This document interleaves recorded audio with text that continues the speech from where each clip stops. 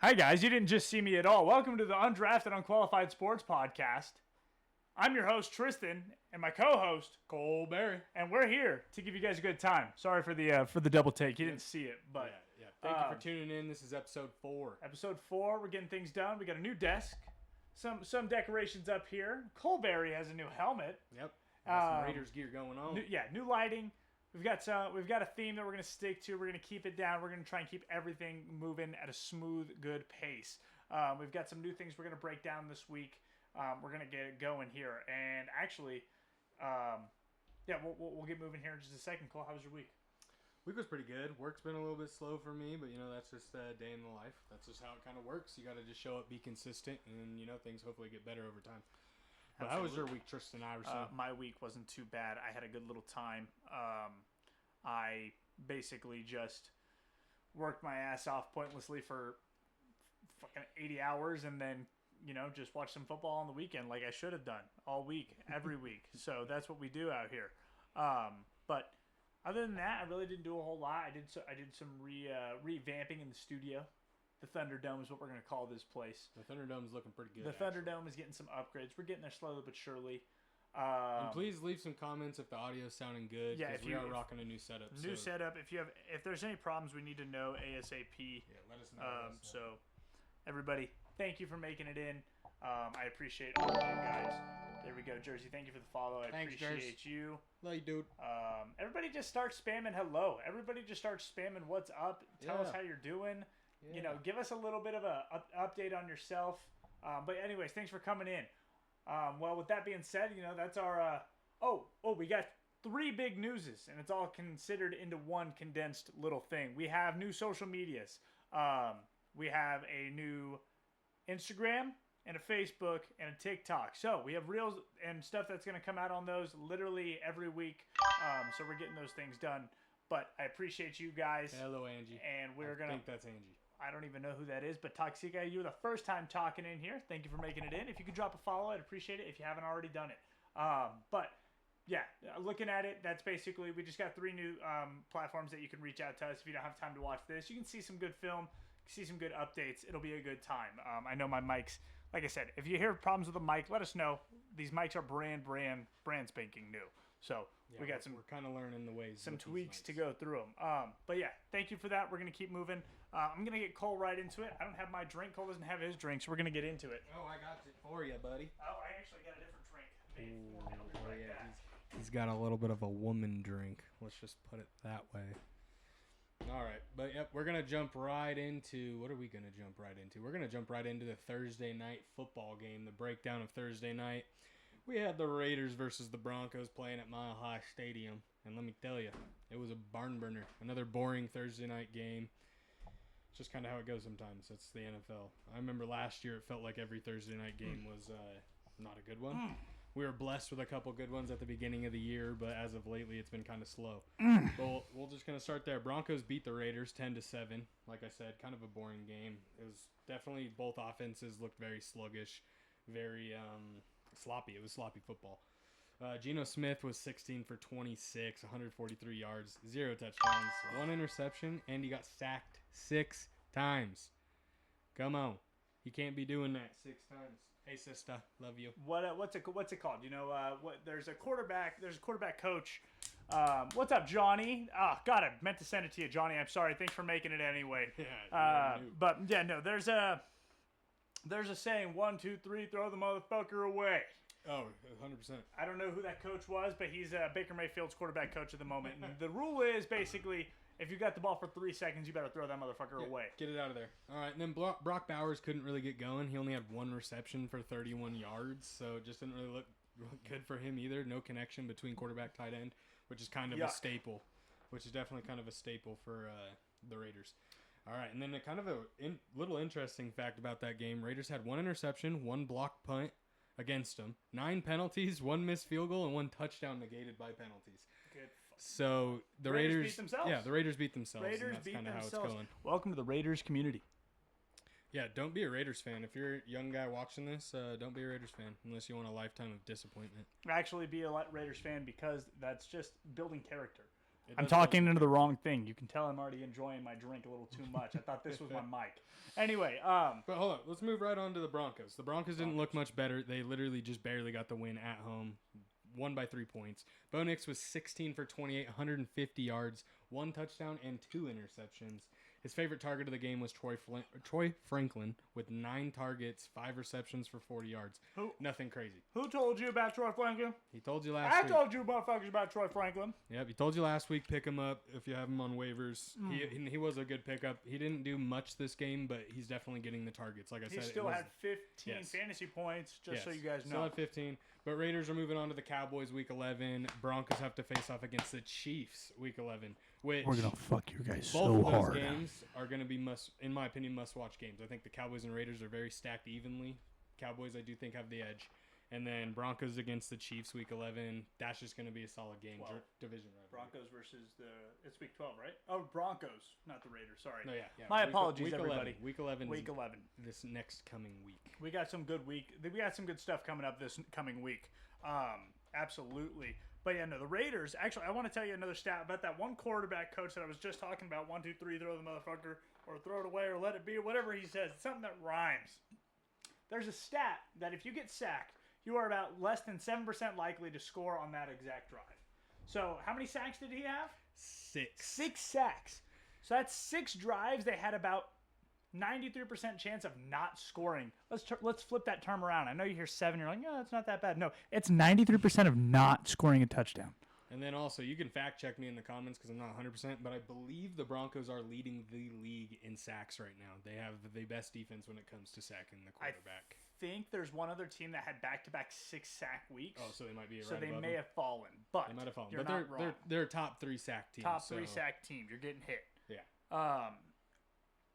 But yeah, no. Going on to that, I mean, that Thursday night game wasn't bad. It actually was a defensive. I mean, although the Raiders beat themselves, they actually showed some poise. Geno Smith could have won that game if he just didn't throw it into a brick wall. I mean, that's all he did. He threw it into a brick wall. It was the reason you guys lost. And then he was also kind of hurt. He was kind of, limping, just not acting like himself the game. And honestly, the Raiders season's already kind of a little bit dropped, in my opinion. Exactly. But you got to remember, the thing about the Raiders is it's brand new. They just got a new head coach. Brady's under ownership, and this is the first time he's actually taken any control. So, I mean, you got Ashton Genty. You got a solid lineup. You got a great tight end. You have a great coach. I believe in Pete Carroll. Still got Max I do Crosby believe in Pete Carroll. You got Max Crosby. He didn't go nowhere. He didn't lose him during the trade deadline. Nope. So we kept on to him. The Raiders, in my opinion, are still one of those teams that's looking for the identity. I feel like the past Raiders, their identity was like, that hard-nosed football, and they're just not quite there. The NFL doesn't have a space for that anymore, so they just got to find their identity, and once they do, they'll wake up. They'll be the team that we hope they could be. Oh, yeah. Well, Thursday night wasn't a crazy game. There wasn't a whole lot of talking points, unfortunately. The game was just a defensive penalty shooting the foot. Raiders Both teams were trying to beat themselves. The Broncos wanted to beat the Broncos, and the Raiders wanted to beat the Raiders, and that was the outcome we got. But you know what? Bo Nix, he isn't showing me anything right now. I said yesterday or last week, Bo Nix would be a guy. I thought Bo Nix was going to be a dog, and he kind of proved to me that he's not. He had no real good completions. He got open to Troy Franklin a lot.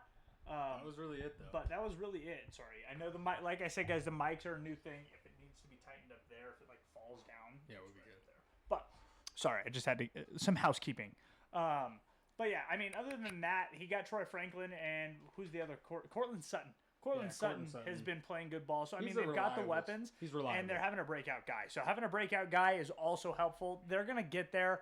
But you'll be shocked with some of the news that I have coming to the Broncos. Anyway, next, we're going to get on to some injuries. I've got a fair amount of them coming up this week. There's a plethora of injuries. There's a plethora of injuries. Nothing insane, but it's definitely things you want to keep your eye on. Not everybody's going to be done for the season. No season-ending injuries this week. Thank the Lord. This year has been insane when it comes to injuries. I feel like that's pretty rare not to have one guy season-ending injury. This year, this crazy. year, it's insane. Also, I want to say thanks again. There's 20 viewers. If you can just say hi, type in hi real quick. Say hi, what's up? Thanks for coming in. I appreciate you. It just takes 4 seconds. Literally, you type hi all the time. Say hi and let us know what your favorite team is. Thank you. There we go. Thank you. Let us know what your favorite team is. Just come in, say hi. Talk your shit. Cowboys suck. Raiders suck. Talk your shit. All right, get punched. Going into the week, though, the injury report, we have Dalton Kincaid. Buffalo had a rough week anyway, but Dalton Kincaid hurts his hammy. And they still got Dawson Knox. Dawson Knox, they've got 2 tight ends that are good. But they run a heavy tight end set. They run a heavy tight end set, and that's probably another reason why that. Another Cowboys fan. Go Cowboys! Let's fucking go. Sorry, I'm gonna clap. Things might get loud. Yeah, watch your ears. Too. Sister got my back. But anyway, we got Dalton Kincaid. He's hurt, and the Buffalo Bills actually got stomped this week. Absolutely stomped. Bell to ass. They had no identity. And then you lose your, a wide receiver. They have no wide receiver core. They've got. Oh no, they really don't. They got Coleman. I think that's Keon Coleman, and I can't even think of the other guy's name. He shows up in my brain once a month. And so I mean that's all they have with Dalton Kincaid and Dawson Knox. It's run heavy pass option, heavy run pass option with the MVP and Josh Allen. But when you can stop the run, you stop the pass, the play action, which means you have 2 tight ends that aren't getting open because they have to block, and you have Keon Coleman. And I can't even think, like I said, I can't even think of the other person's name. Number 10.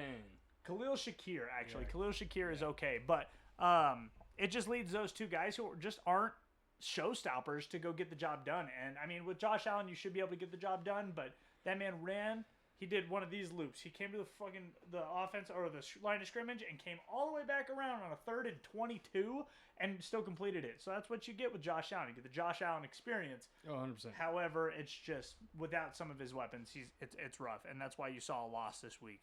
The cornerback for the Giants, he's still out. Paulson Adebo. He came back in, got himself immediately hurt. So it's the Giants' season's just over. I don't know what to say for them. Giants, I'm excited to see you guys next year. Yeah, I really am. And I got some other big news coming later about the Giants. We got big news about the Giants. Big news about the Giants. Which, more again, Giants. Jackson Dart concussed. He's week to week. And with, what's his name? Russell Wilson is the backup. They're really not going to do anything, and I don't know what the new head coach will do. Russell Wilson may not be starting and might go straight to Jameis Winston, which I would love. I love Jameis Winston. I would love to see a Jameis Winston. Some Jamie back a in the game. A JMO Veins, and he loves being in New York. Honestly, he's got such good chemistry out there with that team, so he loves being out there. Maybe keep an eye on Jamie. Another thing that Carolina got stuffed. I mean, they only kept down. What's his name? I can't even think of his name right now. They kept not Chuba Hubbard. I'm not used to them having the running back that they have. Oh my God. Oh, I know who you're talking about. Yeah, the running back that they have is just a little bit different. They held him to 74 yards is my point, or 54 yards. And Rico Dowdle's been averaging about 4.4 yards per carry, which is just insane. He's having himself a year. He's having a breakout year. So. Yeah, I'm hoping you enjoy the mic quality. Yes, very glad to hear it. Should be a lot better. It absolutely should. Speaking real quick, though, about Dowdle, I just wanted to throw it out there. He is 3rd on rushing leader on the list currently. And he started 4 weeks ago. Yeah, he didn't even play the whole season, and he's already 3rd. He has James Cook ahead of him and Jonathan Taylor ahead of him. And Jonathan Taylor is our MVP, undisputed. Yes.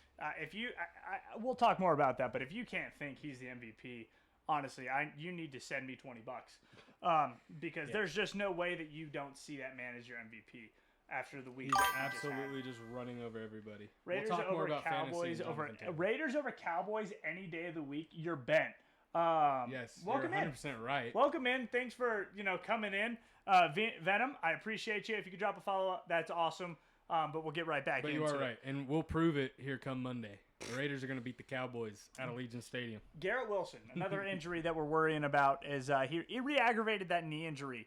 So, honestly, re-aggravating the knee injury is not good. I mean, the Jets' season's pretty much over. But I actually think, to be honest, I think that they're really not going to play their starters as much as they can. I think they want to try and see what that new talent looks like. They've got a ton of picks after the trades they just had.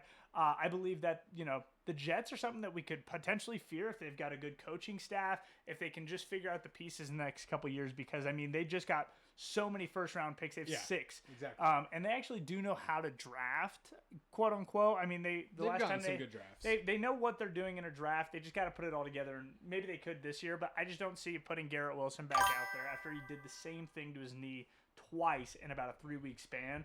You just don't want to see that to your star wide receiver. So I think that they put him down. Benny, what's up, brother? Thanks for making him. Like I said, Venom, this is your first time chatting. If you could follow, it really helps us. It just takes 2 seconds. Thank you very much. On to the next one. We've got the offensive tackle for the Saints. His name is Takis Fauga. And the Saints season's already looking kind of over. Saints season's over. They got a little hope They didn't by do beating anything the with the Panthers. trade. They got rid of Raheed Shaheed. That boy went to bed 1-7 and woke up 6-3 or whatever it may be. Oh yeah, he did, huh? So they got some new talent down there. But yeah, I mean they didn't really do anything at the trade deadline, and they had a big win against a big win against a division rival. Big wing. But you know that's kind of more or less what we were looking at when it comes to that. I got a couple more injuries. Sorry. Another guard for Carolina. That's probably a reason why That hurts. their offensive line is built on that just run game. They're a strong O-line, and they snuck in. I didn't think they would be as good as they are, but they snuck in. They're a problem. Actually, they can protect the quarterback, and I mean, even when they have the red rocket in there, Andy Dalton, who can't figure it out. Ever. I don't know what the fuck happened after he lost the Bengals. But anyway, after Andy Dalton, even when Andy Dalton's in there, he's got time to throw it away. He just can't read it anymore. He's old. He's just got to go. But they keep the quarterback safe. We love them the ball ginges, great. though, okay? They got souls. I got a soul. I got a little bit of red hair. He is a little bit of a gingy. You know on. what I mean?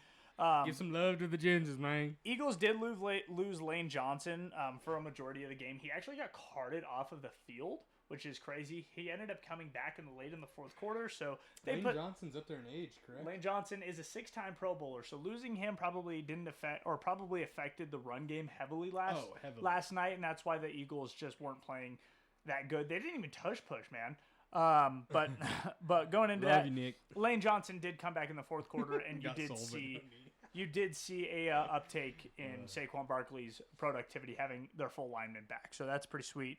Romeo Doubs, I don't know what's going on with him, but his chest. I hit in the chest. Oh, no. Is he having problems? He's got chest problems. So Romeo Doubs, a UNR native, by the way. UNR. What the fuck? UNR native, he got hurt. Nothing much comes out of UNR but Romeo Doubs. DJ Moore 2 weeks in a row, been kind of doing nothing at all. So DJ Moore down. He has a shoulder injury, and he went 0 points in a row in fantasy. So that means he had 0 catches, 0 yards, and DJ Moore is a bear. I still wish DJ Moore was on the Carolina. Bears. I loved him at Carolina. I feel like if the Carolina Panthers had DJ Moore with Tetro McMillan, which they probably wouldn't have drafted Tetro McMillan if they had him. Yeah, it all worked out. But I mean, Tetro McMillan and him would be a fucking banger ass duo. They'd be so good. That would be a nice duo threat. All right, we got 2 more injuries. Bam Knight ankle, and Rashad Bateman also got his ankle hurt. So they both we're 2 ankles in. Snatch him. But Bam Knight should still be playing next week. He had about 40% of the ride share. So Arizona's not all that good, but if you do need a running back, he's getting some touches. He's doing good. His ankle's a little hurt though. So, Rashad Bateman, wide receiver. That means Zay Flowers' uptake is going to be really good. And we'll speak about that in fantasy. Fantasy, yeah, there you go. Next is Zay Jones. His Achilles was torn. No bueno. That I was wrong earlier. Somebody did lose their season. Someone's season is over. I forgot. Oopsie daisies. Zay Jones, Achilles pieced out. Sayonara. I can't remember who he's playing for. He's either playing for the Houston Texans or he's playing for the Jaguars. But he's gone. I can't remember. I think it's the Texans, but I could be wrong. You got any key stats you want to tell me about? Key stats? I didn't really go over a ton of stats, but I got some NFL big takes. Well, give me some big takes then. I got some stats here for you. Some big takes. First off, Colts are still a great team.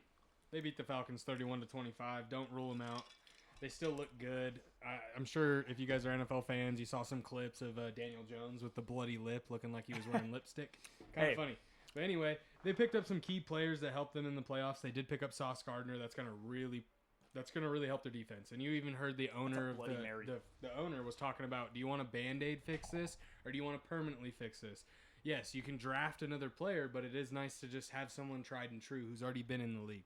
So I do like that pickup for them. But yes, picking up Sauce Gardner. Jonathan Taylor went off in Berlin. Sauce. Dude, went crazy in Berlin. He had 32 carries for 244 yards, 3 touchdowns. One of them being an 83-yard run for a touchdown. And then Daniel Jones at the quarterback position. He went 19 for 26, 255 yards, 1 touchdown, 1 interception. And his favorite target for this game was his tight end, Tyler Warren. He had 10 targets, caught 8 of them for 99 yards. That's my tight end in fantasy. So keep an eye out on him. I still love tight ends in the NFL. I think tight ends in the NFL are a must. I think they're kind of one of those virtual players anymore. You can throw them at wide out. You can put them in the running. You can throw them in the backfield if you want. So I like the tight end position, and I think you always got to look out for that. Also, Tyler Warren did have a pass completed this game, just so you guys know. See right there. Now tight ends are playing quarterback too. Stop. Nolan cannot get off of a boat in the ocean. Nolan cannot get off of a boat in the ocean and tell me that Daniel Jones is washed. There's no way. There's no fucking way. It's Cade. It's okay, Nolan. I was about to lose my fucking marbles. Someone asked what you're drinking. You should probably let them know. Bloody Mary. My lady made it. I had 2 olives in there. I had some good stuff. I got salt on the rim. There's a pickle in the inside. You're gonna see me get that down here in a little bit. But jersey with the green chat box. Absolutely. Okay. But yeah, no, Cade, you're absolutely wrong. But let me tell you, Warren with that completed catch or a completed pass, he was a high school quarterback. High school quarterback, and he got drafted to be a quarterback. I've seen a lot of high school quarterbacks adapt into the tight end position. They're just tall. Because they're tall. They're tall. They gain some weight. You're a tight end. Yep. All right, but another big take. We're going on to the Bills. The Bills did not look good. They did not They didn't show up this week. They didn't look like they even wanted to be there. They were not playing with any intensity. It did not look good. They lose 13-30 against the Dolphins. You can't be losing that bad to the Dolphins. Let's be real. But you want to know who did show up this week? Who did show up this week? Matthew Stafford. Oh, Matthew Stafford. And who's been showing up? Bald. Matthew Stafford has been showing up. He's actually on pace to have his best year in the NFL. Did you know that he just hit a 500 record? He's 115 and 1. And he's been in the he's 37 by the way. He's been in the league since he's been 20. He's been in the league for 17 years and he just finally hit it. So insane. Genuinely just insane. What did Ben just say? He said if you hate Patrick Mahomes and his dumb wife, show your belly. Nah. I love them. They're great people. Yeah, no. What the hell? They're good people. I just hate them on the field. Ben, make me angry. All right, but back to the Bills real quick.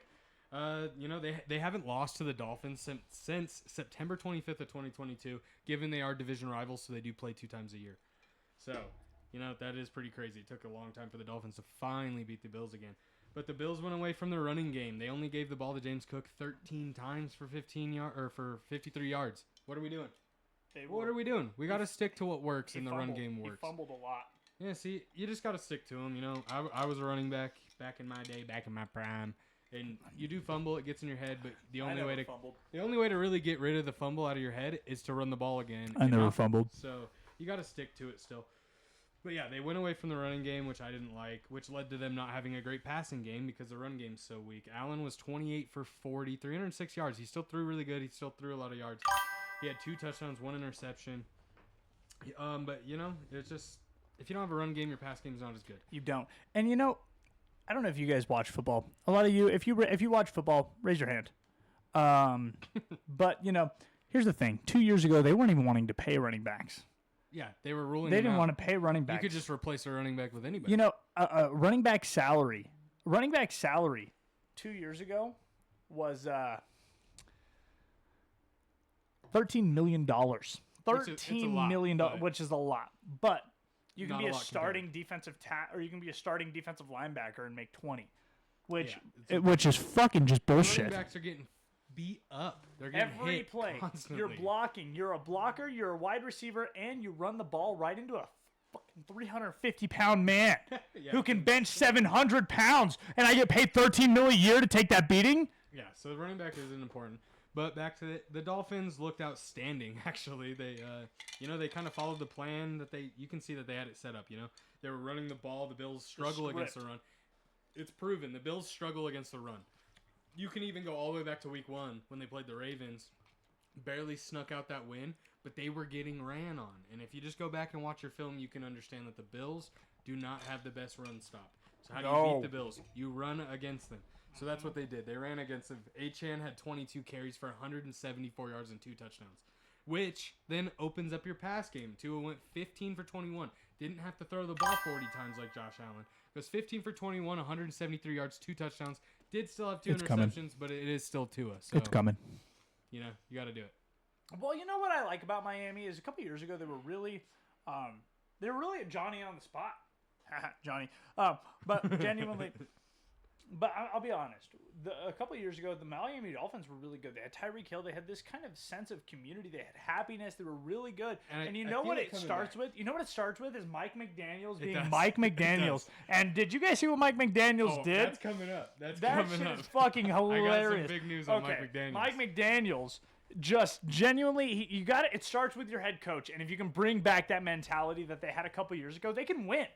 Mike McDaniel's got to get off the coke. He's got to stop taking those bad fucking stuttering ass interviews where he's like, to win the game, we got to win the game. To win the game, you can't lose the game. And I love to fucking get off the coke, dude, and just start coaching. One thing I have noticed though is that the Dolphins after this week, you know, they're kind of getting back they're getting the life back into it. They seemingly, you know, the Dolphins might be out of it overall this year, but I wouldn't rule them out for the long run. Absolutely. Next year. No, they'll be all right. I mean, I don't know if they'll be all right, but they're doing okay. They traded one of their best defensive players, and they actually played really well. So, but yeah, yet again, Benny is telling the truth. There's 20 of you guys in here. If you can drop a follow, if you're new, just do it. Yeah, just do it. Follow. It's free. Yeah, but helps us out. I mean, it helps us out any day of the week, and it doesn't hurt you at all. But I mean, yeah, no, Miami Dolphins. I'm gonna say it started 2 weeks ago. They won last week, or on week 10. So this week, they lost the week before, but they had a great win the week before. They're building it together, and Tua's got to just figure it out. And if Tua can just stay confident in that pocket, confident is a big word. If he can stay confident, he'll do great things. That, and then honestly, he just needs to learn sometimes take a sack. If you have to take the sack, take the sack. No, learn how to throw the ball away. That too. Either take the sack or throw it away. You got to pick one because you got to quit throwing it to the opponent. You're not going to win the game throwing that many interceptions. You can't. He got lucky. I mean, they still pulled out this dub, but he still did throw 2 interceptions. So absolutely. You got to clean it up. He knows that. He does. Back to another big take. I had 3 of them. This is another big take. The Seahawks looking absolutely stellar. They're looking incredible. The Seahawks. Yes, Benny. Keep rooting for your team because they're looking really good. Seahawks. They beat the Cardinals 44-22. Sam Darnold looked really, really good. He didn't throw the ball a whole lot, but he really didn't need to. He was 10 for 12, 178 yards, 1 touchdown, 1 interception. The run game was also looking pretty great. They had split reps between Zach Carbonet and Kenneth Walker. They both had 14 carries. Zach had 83 yards. Zach had 83 yards and a touchdown. Kenneth Walker had 67 yards. So they are splitting it up even in their backfield. I can't stand Kenneth Walker. I don't like it because both these running backs are like really good. Kenneth Walker could go to a team and become a starter. The number one. Kenneth Walker could genuinely be a starter any spot in the league. They're treating my man with disrespect, and I had to trade him for it. Exactly. And then Njigba. I think that's how you pronounce his name. Jackson Smith Njigba. Yes. He is an animal. He had 5 receptions for 93 yards and a touchdown. And then also don't forget Cooper Kupp did play his role. He might have not had a crazy amount of receptions, but he did have 2 receptions for 74 yards. One of them being a 67-yard long reception. So he's playing his role. You know, I think Cooper Kupp's getting up there in age, correct? Cooper Kupp is getting old, but he's just been injured. Yeah, a lot of injuries. He is getting a little older. I think you got to utilize Cooper Kupp in the sense of, you know, use him as a check down. He's kind of like a Tyler Lockett now. He needs to stop taking those big hits, and he needs to just, you know, check it down to him. He's a smart player. He knows what he's doing. And you know what, though? The one catch that he had a big impact play. He had a catch that went for, I think it was like 48 yards or something like that. 67. 67 yards. It went down to like the literal 1 or 2 yard line. Yeah. Those are the things you expect out of Cooper Kupp. I mean, he was still really good. He's just been injury riddled. But he's still great. He's brilliant. He's smart, and he can sneak around those zones. And you can tell Darnold coverage. He's hit. Oh yeah, Darnold just is smart, man. Darnold is just being a problem, genuinely just a problem. Yeah, no, and I don't know if you guys know Yes, Johnny. if you guys know what Johnny's quote is. I know what Johnny's quote is. If you know that quote, go ahead and say what quarterback quoted that. Can you get me a beer? Yes, I can grab you a cerveza. But yeah, those are some pretty big news right there. You guys want to hear some more key stats? Just some big takes. You guys want to hear some key stats? We talked a little bit about Matthew Stafford. I'm gonna touch a little bit more on that. Thank you for the follow. Ciao XD. Thank you. Thank you for the follow. I appreciate you. But here, let me tell you guys a little bit of a key stat. Matt Stafford is the only quarterback ever to go 4 games with 4 touchdowns straight and 0 interceptions. And he's also the only quarterback to go 20 touchdowns and 0 interceptions through 6 games. So that is fucking crazy. That's incredible. He hasn't been on my MVP watch list, but I'll just give you a hint now. He's up there. He's up there. He's definitely in the top 5, I would say. Top 6, he had some great wide receivers. He's got Puka Nacua. He's got Devontae Adams. And Devontae Adams, you cannot sleep on that man as a wide receiver. He went crazy this week. I actually don't know exactly what his stat line was. I saw a clip of him grasping his lower back after he tried to run a route, and he's looking like Unk. He's looking like an Unk out there. He's starting to get he might have gotten hurt. I don't know. I think if he did get hurt, he was. You guys know he would have been on my injury report. He didn't get that hurt, so probably just a little tweak to his back. But just genuinely nuts. Another key stat this week: 5 games were decided in the last second. The last second. So we had 5 games, 5 game winning field goals. Not all field goals. 5 game winning scores. I was about to say. I think it was. Yeah, 5. No, 5 scores of field goals. 5 scores of field goals in the last second. So first time chat. Thank you. Chad, thank you for the stream. We're here every Tuesday. Just come see us. We'll be taking care of you. The Lions only allowed their opponents. How many yards do you think? The Lions? It was the Commanders. It was the Commanders. Let's get real. Jaden Daniels? Without Jaden Daniels, how many yards per attempt? Per attempt did they give up? Mm-hmm. Against them? I don't know. Probably at least 8. 3.4. 3.4? 3.4 yards That's attempt. not good. That means every time the fucking Commanders took the field, almost every time, they were punting the ball. Yeah, they're not getting... That means you don't get a first down anytime you go out there. With an average of 3.4, the Lions were destroying them. Absolutely just destroying them. A key analytic he already went over. Yes, Ben. Drop follows. A key analytic that he already went over was the fact that Jonathan Taylor just proved again why he's the MVP. He broke a Colts record for the most ever yards in a game. He had 42 receiving yards with 244 yards and 3 rushing touchdowns. That guy has 17 touchdowns. He has more touchdowns than 4 total teams. No, sorry. I think 7 total teams. I have it somewhere around here. But just genuinely, what the fuck? We have 36 viewers. If you guys could drop a follow, holy shit! Thanks for coming. Thanks for being here. Yes. Oh my God. Sorry, I'm gonna get loud. I'm gonna get real quiet now. But thanks for coming. You got me excited. We appreciate you guys. Tampa is completing 70% of the red zone targets. So if you get Tampa into the red zone, there's a 30% chance you have of stopping them, which is low.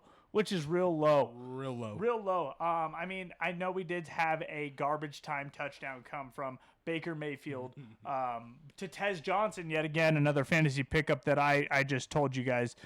It's nuts. Dad, it's Dylan. Thanks for popping in here. Let's go. Drop a follow. But yeah, no, genuinely, Tampa Bay is nuts. I still have them in my top 10. I know you guys probably are dropping them out. Ugh, burping everywhere. But you're dropping them out. Tampa Bay's still good. They just played my number 1 team. So there you have it. Seattle is going crazy. Seattle's going absolutely insane. Here's a stat. I know that he gave you some stats, but let me tell you one. They're allowing 50% of red zone trips to have a score. 50% of red zone trips to have a score. That means if you get in the red zone, you have a 50% chance of even kicking a fucking field goal. Oh, Lord. You're not scoring in the 50-yard zone. What the hell? What the hell? Seattle's defense, this is exactly why they won the Super Bowl against the best offense ever built in fucking Mile High. What was it? Mile High with fucking Peyton Manning. And literally the best offense ever built. They were averaging 14 yards a pass, by the way, that team that the Seattle Seahawks beat. So the Seattle Seahawks, if they can continue what they're doing, they're on pace for a Super Bowl. You can't tell me otherwise. They had 2 defensive touchdowns and had 28 points in the first half. That's nice. If you can get 28 points in the first You're half, not losing the game. you're destined to win. Except for if you have Jacoby Brissett. Yeah, out of nowhere, Jacoby Brissett balling out. Flamingo Way, Raiders versus Cowboys. They are Monday. We already discovered that. Yes. Flamingo, thanks for hopping in. Thank you for your edit, by the way. If you guys haven't seen Flamingo, he is our Instagram. He created us an edit. It was amazing. Yeah, Genuinely so amazing. If you guys can go to his page, I know there's 28 of you. Go to his page. Go look at him. He supports so many creators. He supported us. Just give him a follow. He's absolutely amazing. Chaz, thanks for chopping in and saying what's up. Much love, Chaz. Miss you, dude. I hope you're doing good up in Seattle. And you guys want to hear why the Texans are winning? The Texans were 1-5, and now they're what are they? 4-5? So they're at a 3 or 4 game win streak. I can't remember. But they're on the trend up, and you want to know why? It's because they have a defensive-minded head coach who's only allowing 15.1 point per game. If you are scoring 15.1 points per game, you know what that means? You need a touchdown and a 2-point conversion to go into overtime. And you know what that means? You just need 1 good field goal kick to win. And I can do that. Me and Cole, if I was the quarterback and Cole was my running back, we're getting it done under that offensive line. And I'll break the other knee for that shit. Oh, my goodness, God. You've got to be kidding me. I mean, genuinely, the Texans... Just for you, Ben. I'll blow it up. Oh, and here's another stat. You have a 20% chance of completing a 3rd down conversion against the Texans. Oh, thank you, Jersey, by the way, for putting it on your story. You guys can post our link. It's much appreciated. You don't have to. But if you can, the more viewers, the better. You know, we're just trying to... Like, genuinely, what the hell? Do something new. Oh, my God. But, yeah, no. I mean, 15... If you have a 20% chance of getting a 3rd down on the Texans, that's a key stat. 3rd downs are the biggest. You know what teams win the Super Bowl? Is literally 3rd downs. 3rd downs win Super Bowls. If you have a good defense and a 3rd down conversion rating, you're going to win a defense, or you're going to win a Super Bowl. So those are some of the crazy stats that I had this week. We went crazy far into that. We're going to skip the fantasy football for now, and we're going to come back to it. We're going to go straight into the weekly recap. So we're going to go look at what we had this week. But yeah, sorry, I went a little crazy, guys. We already started with Denver. We already know that game. We already talked about Atlanta, but you know what we didn't talk about is Atlanta went into fucking overtime. Atlanta did look really good, honestly. They were balling out against the Colts, which arguably are the best team in the country right now. 30 followers. If you guys know anybody that's watching, I know you can't subscribe, I know you can't do any of that, but just say hi, drop a follow, just type in the chat. That's all you can do is just say hello. Ooh, thanks for the follow. Oh, that's late. Never mind. We're good. But we saw that. But Atlanta, they went to overtime. I mean, they went into overtime against the Daniel Jones and Jonathan Taylor-led Colts. So, Penix played good too, by the way. Penix, I mean, he wasn't completing as many passes as I'm sure he hoped. He was 12 for 28, 177 yards, averaging 6.3 though with a touchdown. But the key factor for a young quarterback like Penix is no interceptions. No interceptions. Just don't throw interceptions. You know? And you know what? You can't really ask a whole lot more of the offense when you do that. When you put up 25 points, I will be honest. They missed the threshold of a great man that once said, if you hit 28 points, you should never lose a game. Score a touchdown a quarter, and score a touchdown a game, you shouldn't lose a game. But yeah, you're right. Atlanta is the biggest roller coaster ride of all time. But you know what? The Colts are just a hard team to beat. They're a hard team to beat, and you know what? They came up short. But if you're an Atlanta Falcons fan, you got to walk away from that game with some pride. Because they were playing in Berlin. You got to remember, they're all the way in Berlin. They had to fly overseas to play one of the best teams in the league. So you got to give them the credit. If I'm an Atlanta Falcons fan, which I'm not, you got to keep your head up. Keep your head up. You know, and they did really good in the not this season, but last season's free agency pickup. They picked up so many good players that actually want to stay and just they have a pedigree or a championship pedigree over there. So if they just keep working it, they've got Bijan Robinson, and they've got Tyler Algier, who also is another one of those running backs. They got talent everywhere. Let's be real here. They got Darnell Mooney, by the way, who Darnell Mooney is, I think, on his 4th week of 100 yards straight. He's playing a great game. I mean, That's great. 100 yards a game out of your wide receiver one. You can't really ask for a whole lot more. Yeah. But if you're a Falcons fan, forget about 2018. 2018 was just a rough wipe that year. out of your imagination. It was just a rough year. Do a little Men in Black flash thing. Like, come on. Get rid of it. Get out of that. Get that out of your mind. Here's another You don't crazy wanna remember stat, though, going on to the next game of the week. The New York Giants have lost 4 games straight in the fourth quarter. They're struggling. They go up by 2 scores a lot of the time, and then they lose the game still. They still do have Mooney, though. Mooney is good, and you're right. I did mean London. Thank you. Yeah, but the Bears. The Giants. They are struggling. They did. We'll get onto it later more in depth, but they did fire the head coach. And I can't believe they fired Brian. I can't Dable. either. But how do you fire the Rick? Fucking Jesus Christ! Brian Dable being fired is nuts. I can see it only because they keep going up by 2 scores and losing the game. But at the same time, why wouldn't you talk to your defense coordinator at that point? Is it on the head coach at that point? If you're going up 2 scores every game and you're still losing, yes, the head coach has a lot of factor in it. Maybe they fired him because he wasn't pushing the defensive coordinator. But something's got to change in New York when it comes to the coach. But they've also been riddled with injuries, and that's why I don't agree with the firing of the head coach. I'll be honest. It was the Broncos game which put his head on a spike. If you guys were paying attention to football anywhere else, his head was on a spike after he came back after being up 30 points to the Broncos. One of these comments saying it's also probably with him rushing Dart and Scattaboo out of the blue tent because he has been caught doing that. He's trying to rush them out, which as a head coach, I agree. I know you don't want your players to get hurt and play, but you do got to follow the protocol. You do. The NFL is strict on that, and if like your comment just said, if you are rushing your players out of that blue tent, the NFL is not going to like that. The ownership's not going to like that. So it could have led to him also being fired for that reason. I like that comment. Thank you. Yeah, no, that was a great comment. Thank you, Matt, for agree. saying that. Yeah, Matt, 100% right. I agree, and you can't rush injuries. Ben, you don't like the Chiefs. Shut up. From people that have been playing sports, you can't rush an injury. If you tear something, if you hurt something, especially a concussion, which the NFL still does not really care about, it's a 1 week getaway. Honestly, you can get a concussion and get a 1 week getaway, but genuinely, let's be honest. Tua Tagovailoa should have fucking been. He should have been benched for the rest of this season. He should have been benched for 5 weeks. Genuinely, concussions are insane, and I'm a heavy combatant for when it comes to football. You need to go out there and your body's on the line. But the brain injury is the only thing that needs to be just.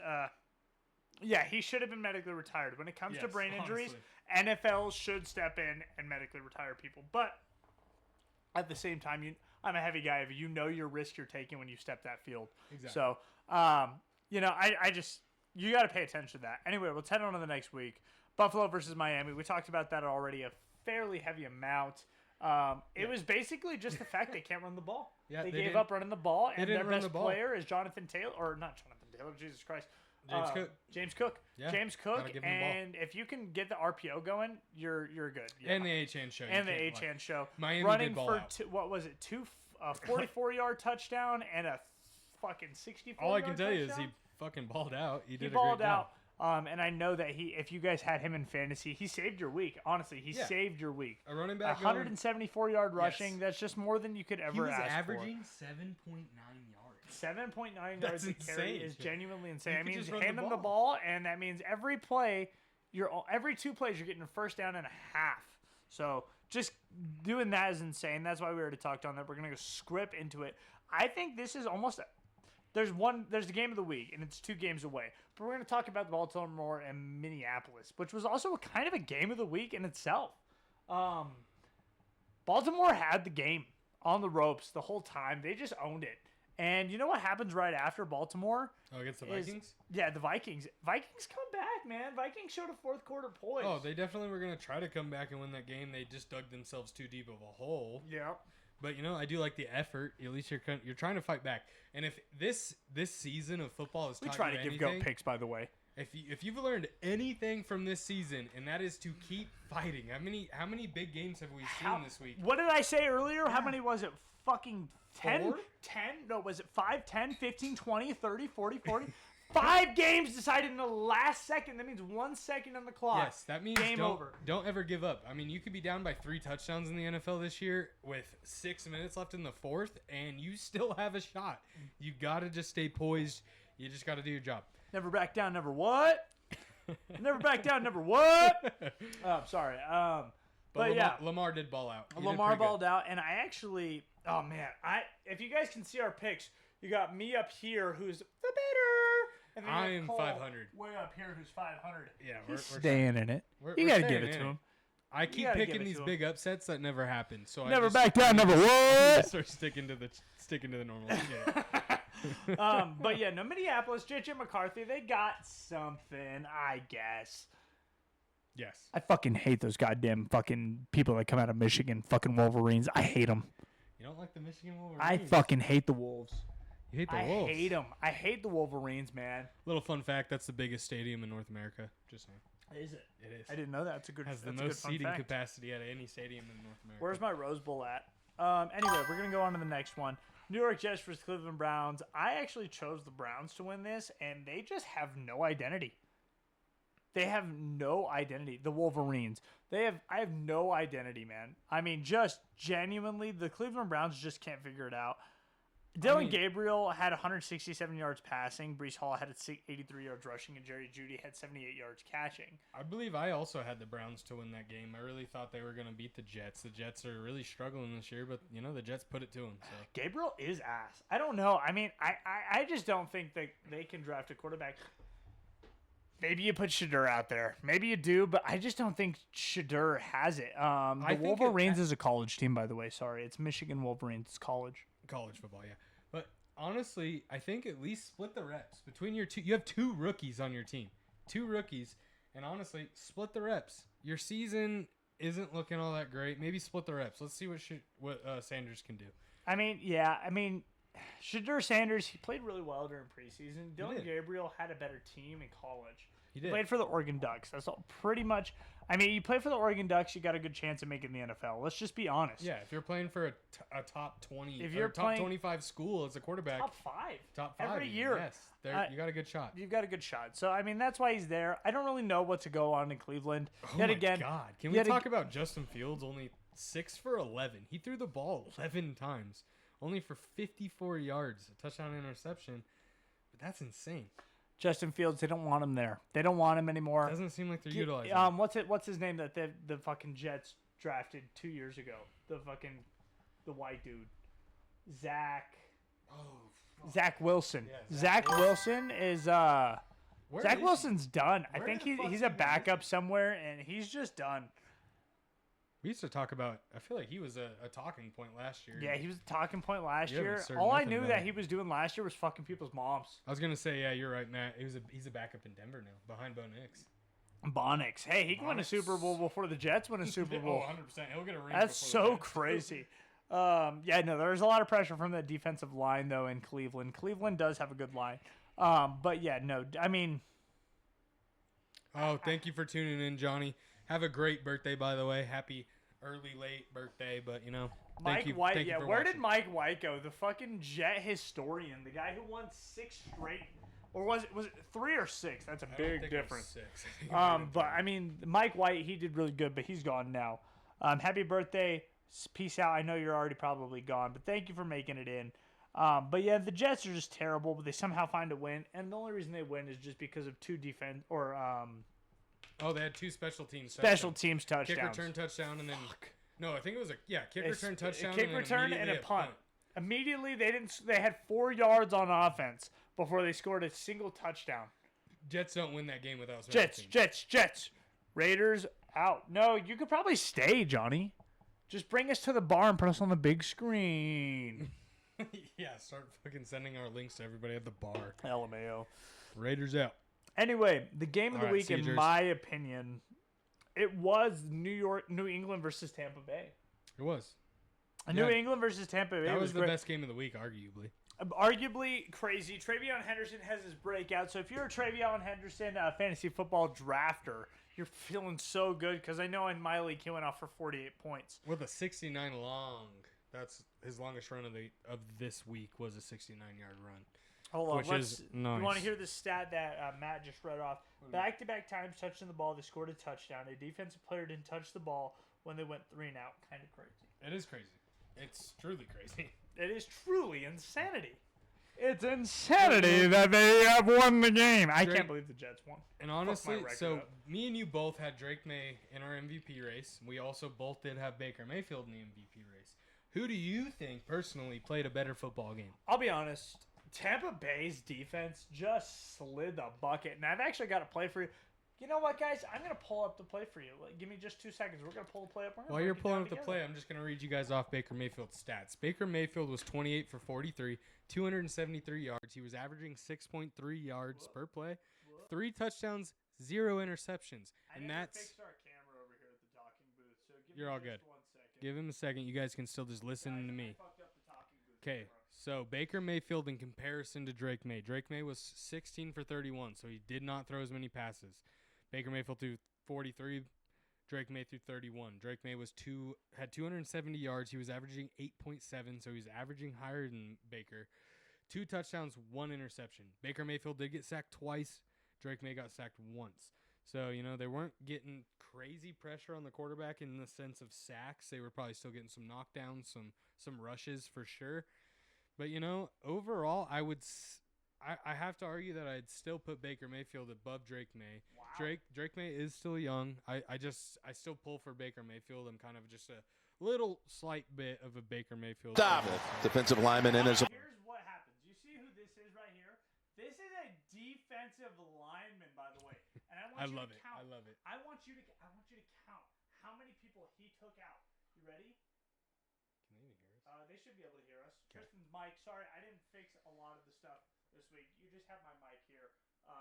We'll work on it. We'll get it fixed next week. They have not used that for play action yet. Each time he's in, they've ran it every time, and they do it again. They toss it. I didn't love it. Henderson got away. Love it. He's got a chance to show off that speed.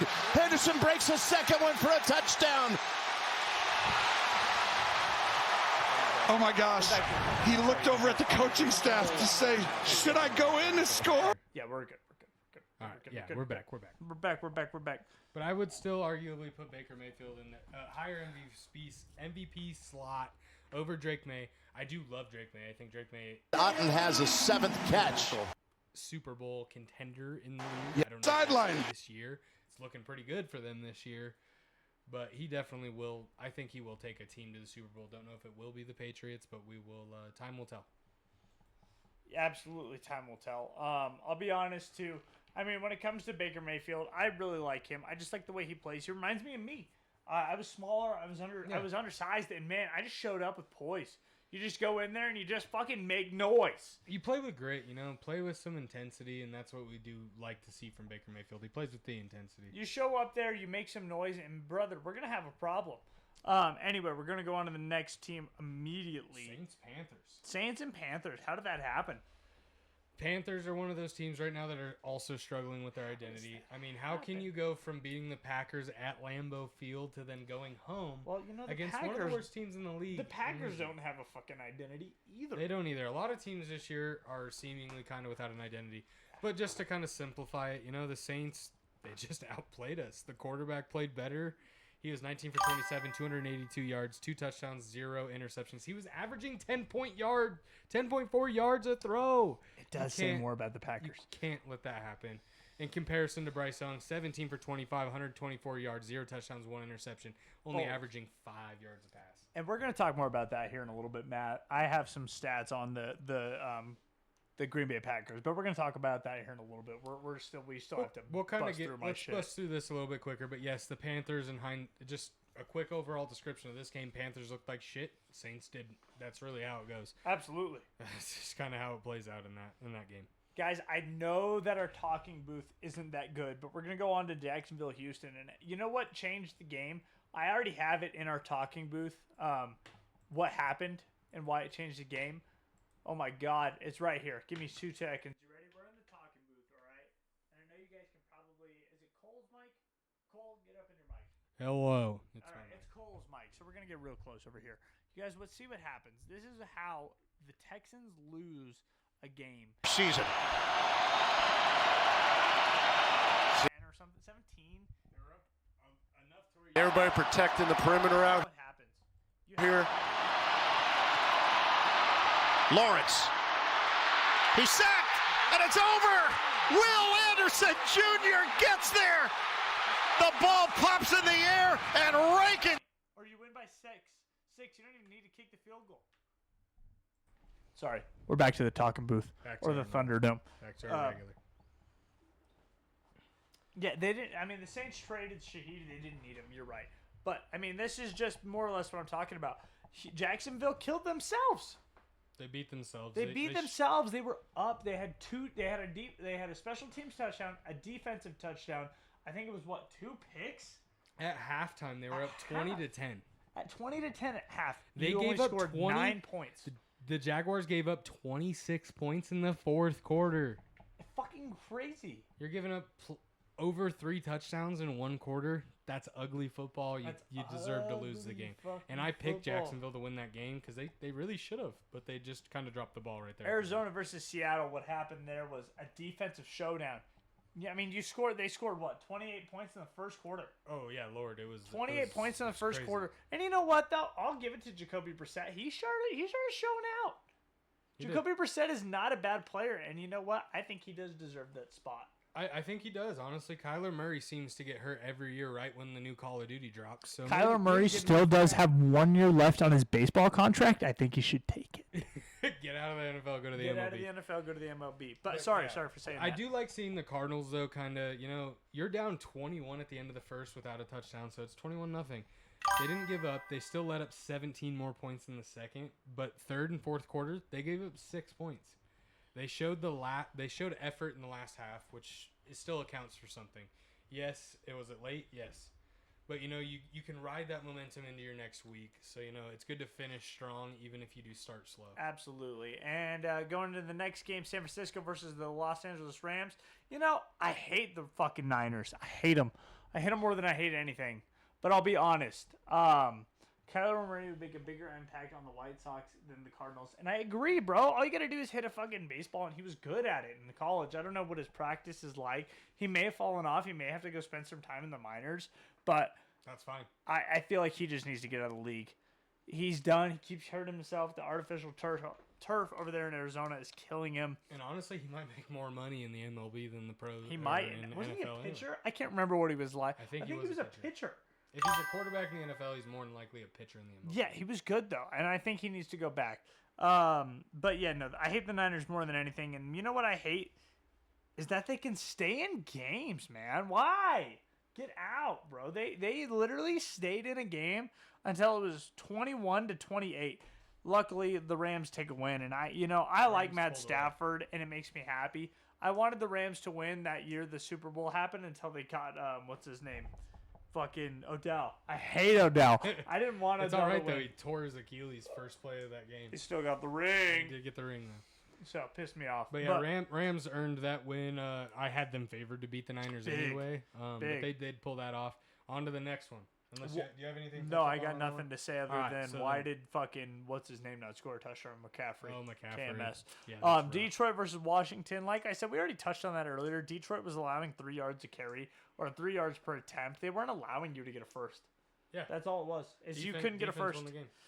Pittsburgh versus LAC. Let's just go ahead and talk about how Pittsburgh shot themselves in the foot. Their offense looked pitiful. It was so bad. And who did they got as their Herbert?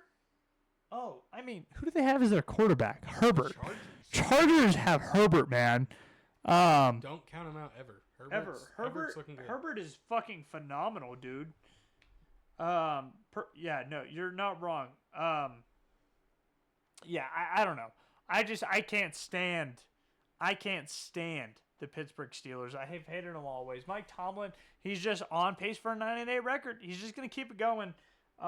Which good for him, I guess. But what does that really show? It shows that you're mid. What is that? Yeah, I mean, Jesus every Christ. Year you're mid. You can get to that medium spot every year. And we have my game of the night. I've got some talking points on Monday Night Football. Let's get to it real quick. Monday Night Football. Give me 1 second. I've got it here. Unironically, Monday Night Football final score was 10-7, just like Thursday Night Football, 10-7. Yeah, but it was a defensive showdown. Game. It wasn't as sloppy. It was just good defense. It was a defensive showdown, and people hate that, honestly. I kind of love it. Especially fantasy It was a football little bit owners. boring, but it's Fantasy football owners hate a defensive showdown. I'll be honest. But, I mean, I love it. When you can't get 5 yards per attempt on average, that means passing the ball, running the ball, whatever you're doing, you can't get 5 yards. Yeah, Brother. rough. Jordan Love is in man coverage, he can't handle anything. Jordan Love in man coverage is not the guy you want anything to do with. I mean, he can't throw the ball, he can't run the ball, he can't figure it out, he can't read it. He just can't figure it out. Christian Watson was open 3 times. There's a clip. I don't have it pulled up, but he's there is a clip. Just butt naked, wide open. No. There's a Christian Watson's butt naked, wide open, and what's his name talks about it. The fucking the broadcaster. I can't think of his name right now. Troy Aikman. He talks about it and how he's wide open, and he says that he read it himself. But if you go to the film, you see the head coach on the sideline. He's not even watching defense play. He's watching the film of how the offense missed the plays because the offense has zero identity. You are fucking right, Matt.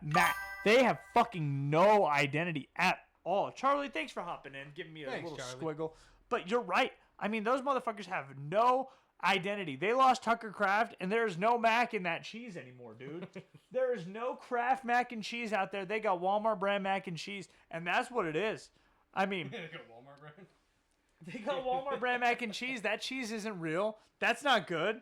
And they have no identity.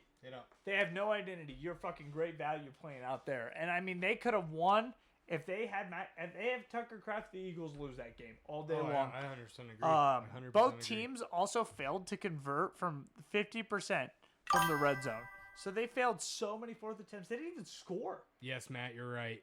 Jordan Love did forget everything Rodgers taught him. Given Rodgers forgot everything that he remembered, he forgot. Rodgers don't even know what he's doing. After that last week was rough as fuck. He did not look good. Eagles 1 turnover, and the Packers had 2 turnovers. The second one cost them the game. Yeah. So that's a rough one. You don't ever want to lose with the turnover. And Josh Jacobs typically is a guy who doesn't turn over the ball. I think he's only got like 5 turnovers he's a reliable guy. Since he's been in. I miss him on the Raiders, but we do got Genty now. Yeah, so I mean, there's that. But there was 10 total punts and 0 points at half. That's a defensive showdown. But yet again, the fucking Packers have no identity. None. They have no identity. Really they don't even know. They really kind of don't.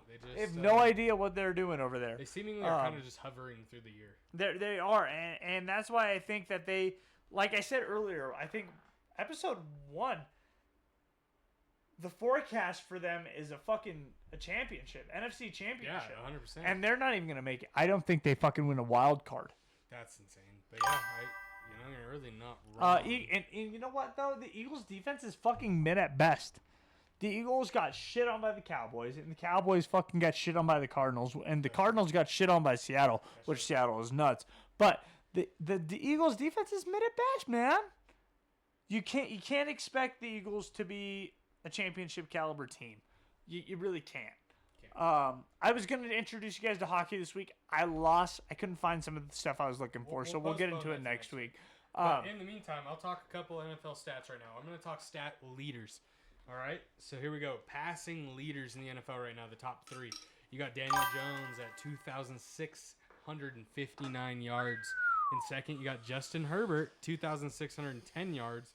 So really only 40 yards away from Daniel Jones. And then you got Drake May in third with 2,555 yards. So, I mean, all 3 of those quarterbacks are phenomenal quarterbacks. They're all looking very good this year. All right, now on to the rushing leaders. We got Jonathan Taylor with 1,139 yards. Animal, that's my MVP. He's running over everybody right now. That's my MVP. In second place, you got James Cook with 920 yards. If that doesn't tell you anything, second place has 920. First place has over 1,100. So you can kind of see it right there. And then Dowdle's in third. He had 200 rushing yard games, exactly. Though, so his stats are inflated. But Dowdle's Dowdle is at 788 yards in the rushing leaders right now. All right, now moving on to receiving leaders. You got Smith and Jigba. He's in first right now with Sam Darnold throwing to him. He has 1,041 yards. And then in second, guess who his second is? Do you know who second is without looking? Second what? Receiving? In receiving yards. Who was first? It was Njigba. It's going to be Puka. Puka's in third. Jamar Chase is still in second with Jamar 831 yards. Puka Nacua in third with 775 yards. Wow. Little shout out to the 775. All right, and then tackle leaders. We got tackle leaders. We got Jordan Brooks from Miami with 105 tackles. He's absolutely a menace right now. Then we got DeMarco Davis for the Saints at 91. And then we got Cedric Gray from Tennessee also at 91. I don't know if you guys really know those names. Honestly, I don't really know. Repping the 775. Exactly. Then sack leaders. Sack leaders right now are Myles Garrett at 11. But he had 5 against the Packers. Don't forget. Yeah, he did have 5 against the Packers. And then Brian Burns for the New Brian York Giants. Burns for the New York Giants. Mr. Spider-Man himself, because he's obsessed with Spider-Man. I know that because he was on Carolina for a little bit. And it's like I said, you guys can't sleep on the Carolina or the New York Giants. They're going to be good in the next year or so. They shouldn't have gotten rid of their head coach, though. I can't. Don't rule him out. But Brian Burns also has 11 sacks. And then in third, you got Nick Bonito from Denver. He's actually a linebacker. He's not a defensive lineman. In third place with 9.5 sacks as a linebacker. So that's really cool. That's why I'm also telling you Denver is up in that top 3 for sacks for sure. They got some good blitzing schemes. All right, and then interception leaders. Just a quick little fact, by the way, too. The most turnovers this year, defensive wise, is the Chicago Bears. They're fucking winning games, bro. Yes. They're 5. They What? have 6, 4, 5, 14. 4. 14 turnovers on the year, and I think second place is at like 8. So Insane. Insanity. The top 2 interception leaders are both for Chicago.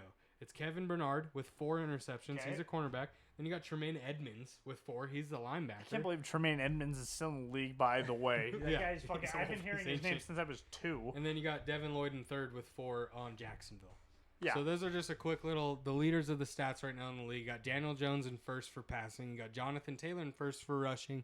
You got Njigba in first for passing. He yards, is or also on receiving pace for yards. 2,000 receiving yards. Just by the way, He keep is. that in mind. And then tackle leaders, you got Jordan Brooks from Miami. Sack leaders, you got Myles Garrett right now, and then interception leaders, you got Kevin Bernard. So just keep that in your brain. Those are kind of the top players right now, Insanity. stat wise. Well, stat wise, they're playing great. Like I said, I was gonna give you guys some hockey, but we're gonna go to picks. We're gonna skip hockey this week. We can learn about it next week. Just know you need to start picking your team. I'm giving you guys a week to pick your team for hockey, and I'll give you guys some If you picks. already have a favorite hockey team, drop it in the comments right now. Honestly, I don't have a favorite hockey team, so I'll do some research and we'll pick one. And I can promise you, I'm not gonna pick the best hockey team. That's not how I roll. I kind of like the underdogs. Clearly, I'm a Raiders fan. Absolutely. Well, yeah, like I said, just pick your hockey teams. We're going to talk about them next week. We're getting into it. We're losing out of football. We're out of baseball. I don't really talk about basketball, although the Miami Heat won with 0.04 seconds on the clock. I don't know if you guys saw that, but look up Miami Heat win. This last night was crazy. Anyway, my next week picks. Next week picks. I went 9-5 again. So You went 9-5 again, and I went 500 again. So we went 7-7 and 9-5. Sharks, is that a hockey team? Yes. Sharks is a hockey team. That is a hockey team down in San Jose. You could go ahead and watch them anytime. You actually are not far Come away on, from them. sis. You're not a San Jose Sharks fan. Let's be real. I'm just kidding. You can be. a TJ fan of Watt whoever is you the want. defensive player of the year. Are you kidding me? Puke. I'm I kidding. just threw up. I'm just kidding. I don't he really might have a win. defensive player of the year other than, looking at this list here. How can you not say? It's hard to say. It's got to be fucking what's his nuts from over there in Cleveland. Jesus Christ, Myles Garrett is taking care of it. He's alone, but he also took all the money, but he's alone. Don't forget, Sarah, the Knights are in Nevada, so if you want to stick to Nevada. Team. Yeah, and Sharks it's barely a team anymore. Yeah, they're pretty shitty. But my picks last week were we've had some changes, guys. My picks are not what they were last week. We're gonna go ahead and start down at number 10. The Ravens move into my list, and I'm upset about it. We're doing top 10. We're doing top 10. Okay, start with your top 10. I'm pissed about it You putting the Ravens because I put the Ravens at 10. But I'm looking at the fucking. I'm You're looking at the big leaderboards, picture. and I just don't have anybody. Honestly, this year's so wide open. It's very hard to do a top 10. I'm pissed. The It's very Ravens hard. are at 4 and 5, and they're my top 10. I don't blame you though. But they you have gotta won remember, 3 straight. They have won Yes. 3 straight. They do If have Lamar- Lamar, if Lamar and they didn't do get have hurt. their offense. They got the team. If Lamar but- didn't get hurt, they're above 500 team. They are. 100%. And the next team makes me even more mad because I can't figure out why they're still winning. Who? It's the Chiefs. You put them in your top 10? They're in my top 10 now. I can promise you I don't have either of those teams in my top 10. And they're at number 9. And, Number 9? And I'm That's a looking good at spot the for 'em. I'm looking at the standings, and I don't understand why either of them are in there. I'm really upset about it. All right, But there's not other teams that can really win. I get it. I mean, there's the Chiefs. You still got to give them credit because they are the Chiefs. You know, they're still a team that can make it, even if you don't want them to. I don't want them to. But who do you have at 8? At number 8, I've got Detroit. Detroit's gonna win it. I mean, Detroit's got gonna Detroit win at their 8? division. I'm very similar in that one. They're gonna win their in a similar division at spot. 7. I mean, they keep finding and losing their identity. I don't really understand their problem.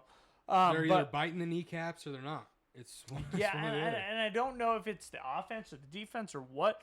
But each week they just Dude, choose something different. I don't really and the know. NFC North is wide open. The NFC North is. You got Minnesota with 4 wins, Green Bay with 5, the Bears with 6, and the Lions with 6. So it's like everybody's hovering in that spot where that's going to be a very, very competitive division towards the end. And Green Bay was in my top 10 last week. Last week, Green Bay was ranked at number 9, and they're gone. Yeah, they're also not. And Tampa also fell off my list. They were number 10, which pains my heart to say. I still have Tampa Bay in mind. But I've got number 6, the Eagles. I mean, the Eagles keep finding sloppy wins. They find sloppy wins. I don't like their wins, but they're sloppy. And they're high record.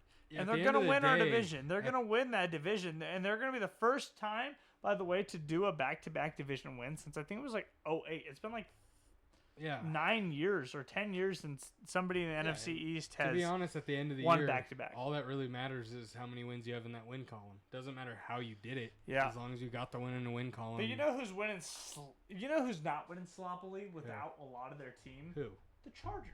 The Chargers are not. I have the Chargers at number 5. The Chargers at number 5. Okay. They win That's games. where I had them last week. The Chargers at number 5. They win games. They have the best quarterback in the league right now, I think. I don't think they've got MVP caliber quarterback, but they have the best quarterback in the league when it comes to playing safe and smart. Yeah. Justin Herbert knows what to do. He knows where to sling the ball. He knows how to hide it, and he knows how to protect his team. He doesn't really give up loses, and they're on their 3rd string running back, and they don't have their number 1 draft pick overall, Joe Alt. Joe Alt's gone. I mean, you're down bad, and they're still winning games. That's pretty. So they actually went up 1 spot. Seattle also goes up 1 spot to my number 4 team. Seattle, after that win, I mean, they actually started letting the Arizona Cardinals, who I said They started coming back. I said Arizona would be good this year. I did. I said it at the start. Arizona would be a good team. But Seattle, they let up 22 points, but they scored 44, and they take a big win, and I love that. The Rams also go up then because the Rams take over the Denver. And Denver's not even in my top 10. You don't got Denver in your top 10? Denver's not in my top 10 after that fuck-ass Raiders. That's funny because I game. also don't have them in my top 10. I don't believe that they have an identity. I think they've been as getting well. lucky. I think They're they've been just getting like lucky. Green Bay. They don't have an identity. Yeah, they're Green just Bay kinda- was in they're- my top 10 and they're gone. They have no Like offensive I just identity. said earlier, at the end of the day, it does matter. All that really does matter is the win column. If you have that win in there, and they are sneaking by those wins, but towards the later half of the year, I don't think they're going to be sneaking those wins. They anymore. can't. They can't beat those good It teams. just can't last forever. And honestly, this next week they're playing the Chiefs. This is their true test. Are they going to barely squeak by the Chiefs, or are the Chiefs going to roll over? It is always easy. Sorry, I didn't respond to you, Matt, but you're right. It is always easy to score defensive points when you're always on defense. It's always easy to get those sacks. Yep. But you got to remember, TJ Watt's on the highest paid defense. They've got more things to watch than just him. So Cam Hayward can go right up the middle, and that guy can take on 2 easily. So, I mean, there's 5 people on the line, and Cam Hayward takes up 2, and TJ Watt takes up 2. There's 2 other people that are in trouble. Yeah. But we're going on the next in the list, and I got Patriots at number 2. They switched from number 1 to number 2. They had a great game against Tampa, and Tampa's at number 11 for me. I mean, Tampa's 1 spot out of that top 10. Yeah. 100%. Tampa, this is the first time this year Tampa's fallen out of my top 10. Tampa's a good team. Tampa played really hard, but Tampa just doesn't have the weapons. They're down Mike Evans. They're down their injuries. offensive line. They're They got a lot down of their injuries. defense. And I showed you guys that play earlier. So it's not really Matt, all there. 100%. But you know who finds a way to win, no matter when you're down or you're up, or what it takes. You've got a guy in the Colts. You got a yeah. friend in me. And the Colts go to number 1 again. They were at number 2 last week. They're going to go ahead and do a little swapperoo. I know they 100%. went to overtime, and I know you could still argue the Patriots are number 1. But it's the Colts and the Pats. I mean, those are my guys. Yeah, they really are. I mean, I 100% agree. I have them both in my top as well. All right, now on to me. I'm going to go with my top 10. Mine's going to be a little bit quicker just because he kind of already reiterated a lot of the stuff that I was already going to say. But I actually have Bucks at 10. You have them at 11. I have them at 10. They dropped 3 spots from last week for me. They just didn't look as good as they were. So, got to drop them a little bit. I actually have the Bears in 9. I threw the Bears in the top 10. Like I said, they're finding ways to win these football games, and if you keep finding ways to win the football game, well, eventually you're going to be the winner of the league. So I got the Bears at 9, and then I threw the Seahawks at 8. I put them at 8 because I had them last week at 9, so I gave them a bump up. They're +1 from last week. And then at 7, I got the Lions. Got the Lions sitting at 7. I think the Lions only at 8, huh? Only at 8. Only because I still think they got a lot more to prove. It is Sam Darnold's first year in Seattle. So I'm kind of I want to wait a little bit longer until I bump them up. They are looking really good. Okay. They could be higher for sure. But then I got the Lions at 7. I think the Lions are still... Me too. That's why I had them. Yeah, they're just they're in the middle. They're not quite 5 middle, but they are... I agree, though. I do agree the Colts go to the championship, the AFC 100%, championship. 100%. Jonathan Taylor's the MVP. Oh, 100%. So then after the Lions, I put the Bills at 6. I had the Bills last week at 1. They dropped 6 spots. They looked like shit. They had no fire, no drive. They didn't have any want to be there, so they dropped 6 spots. Buffalo also wasn't in my top 10 last week. So. Exactly. So, and I'm still keeping him in the top 10 because you still have Josh Allen, and when he decides to turn it on and wants to be that guy again, I believe he can be that guy. At 5, I got the Rams. I feel like 5 is a great spot for the Rams. I think they kind of fit right in there. I think the 5 behind them, I think they could really beat, and the 5 ahead of them, I think they would really struggle with. We're going to see in the game of the year this year because Exactly. The Rams, I believe, they play this week the Seattle Seahawks, and I believe the Rams believe to be higher than that. Yeah, and I think the Rams will beat the Seahawks for sure. But then at 4, I got the Chargers. The Chargers moved up from 5 last week to 4, like you were saying. They're just being very consistent. Herbert's looking really good. I think they got a serious shot at really winning that division. The competition is the Chiefs and the Broncos still. But like you said, I didn't even put the Broncos in my top 10 just because they seem to be very much struggling with their identity. So I don't know. They're just they're kind of all over the place. The Broncos are. So yeah, I got the Chargers at 4. They moved up 1 spot. This is gonna probably piss you off, but I still have the Eagles in my top 3. I put the Eagles at 3. I think the Eagles are very much. Eagles were 7 for me though. They were. I think they are very much struggling this year, but they are the reigning Super Bowl champs. And in a year where every team seemingly is very 500, a lot of teams are either not great or great. They're kind of like are deciding which one every week to week. So I still will put the Eagles in my top 3 just because they are the Super Bowl champs. Yep, I'll give you the respect there. Just because they won it last year, they're still in that top 3. They moved up 3 spots from last week for me. They were at 6. All right, and then I'm the same with you. At number 2, I got the Patriots. They moved up 2 spots for me. The Patriots they look really good. You can't argue with stats, and they look good. So Patriots at number 2, and then Colts at number 1. They were at number 3 last week for me. They move up 2 spots. They look good. They look like the dominant team in the league, and honestly, I kind of hope it for them. If you've been a Colts fan, you've had some struggle, definitely yourself as well. I'm a Raiders fan, so I fully understand. Yeah. Speed bump for the Eagles last week. They'll bounce back for sure. I think so too. I mean, they still pulled off the win, and at the end of the day, that's what truly matters. But yeah, they were struggling. It was a little bit of a speed bump, but now hopefully they'll come downhill. They will. Easier. But you know what? Downhill you also did say the Rams are stacked, and the Rams are fucking stacked. They are stacked. The Rams are stacked. But you know what's also nice about the Rams being stacked is they don't have a quarterback not letting them play. They have a quarterback that's keeping them on the field. They do. So that's something about them that's really nice. Colts to the championship. I think the Colts win the Super Bowl. They're my Super Bowl favorite. You can't say they're not. They got the best record in the league right now. Still, they really do.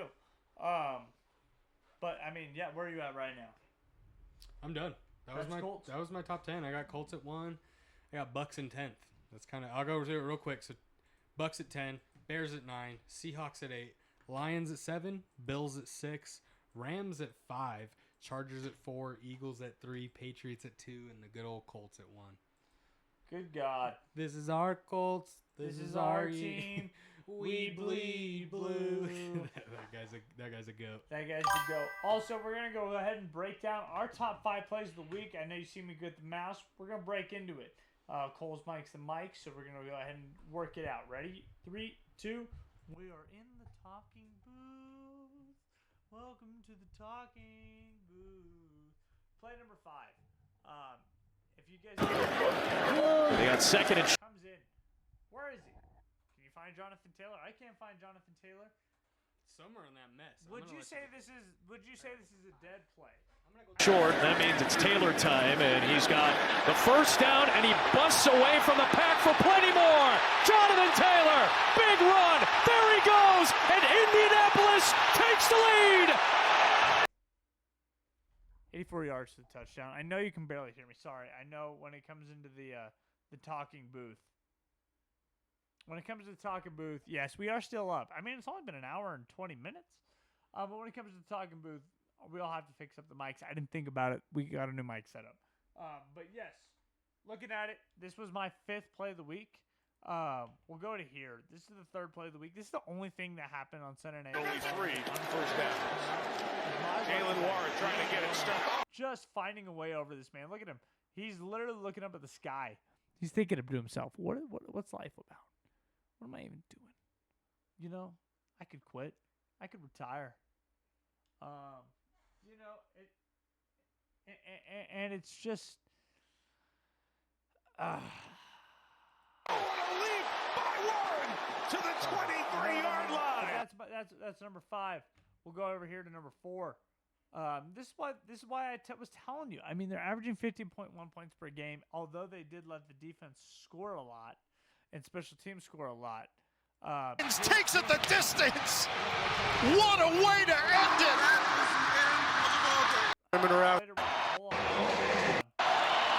Texans are trying to save their season. Trevor Lawrence. See everybody protecting the perimeter out here. Lawrence.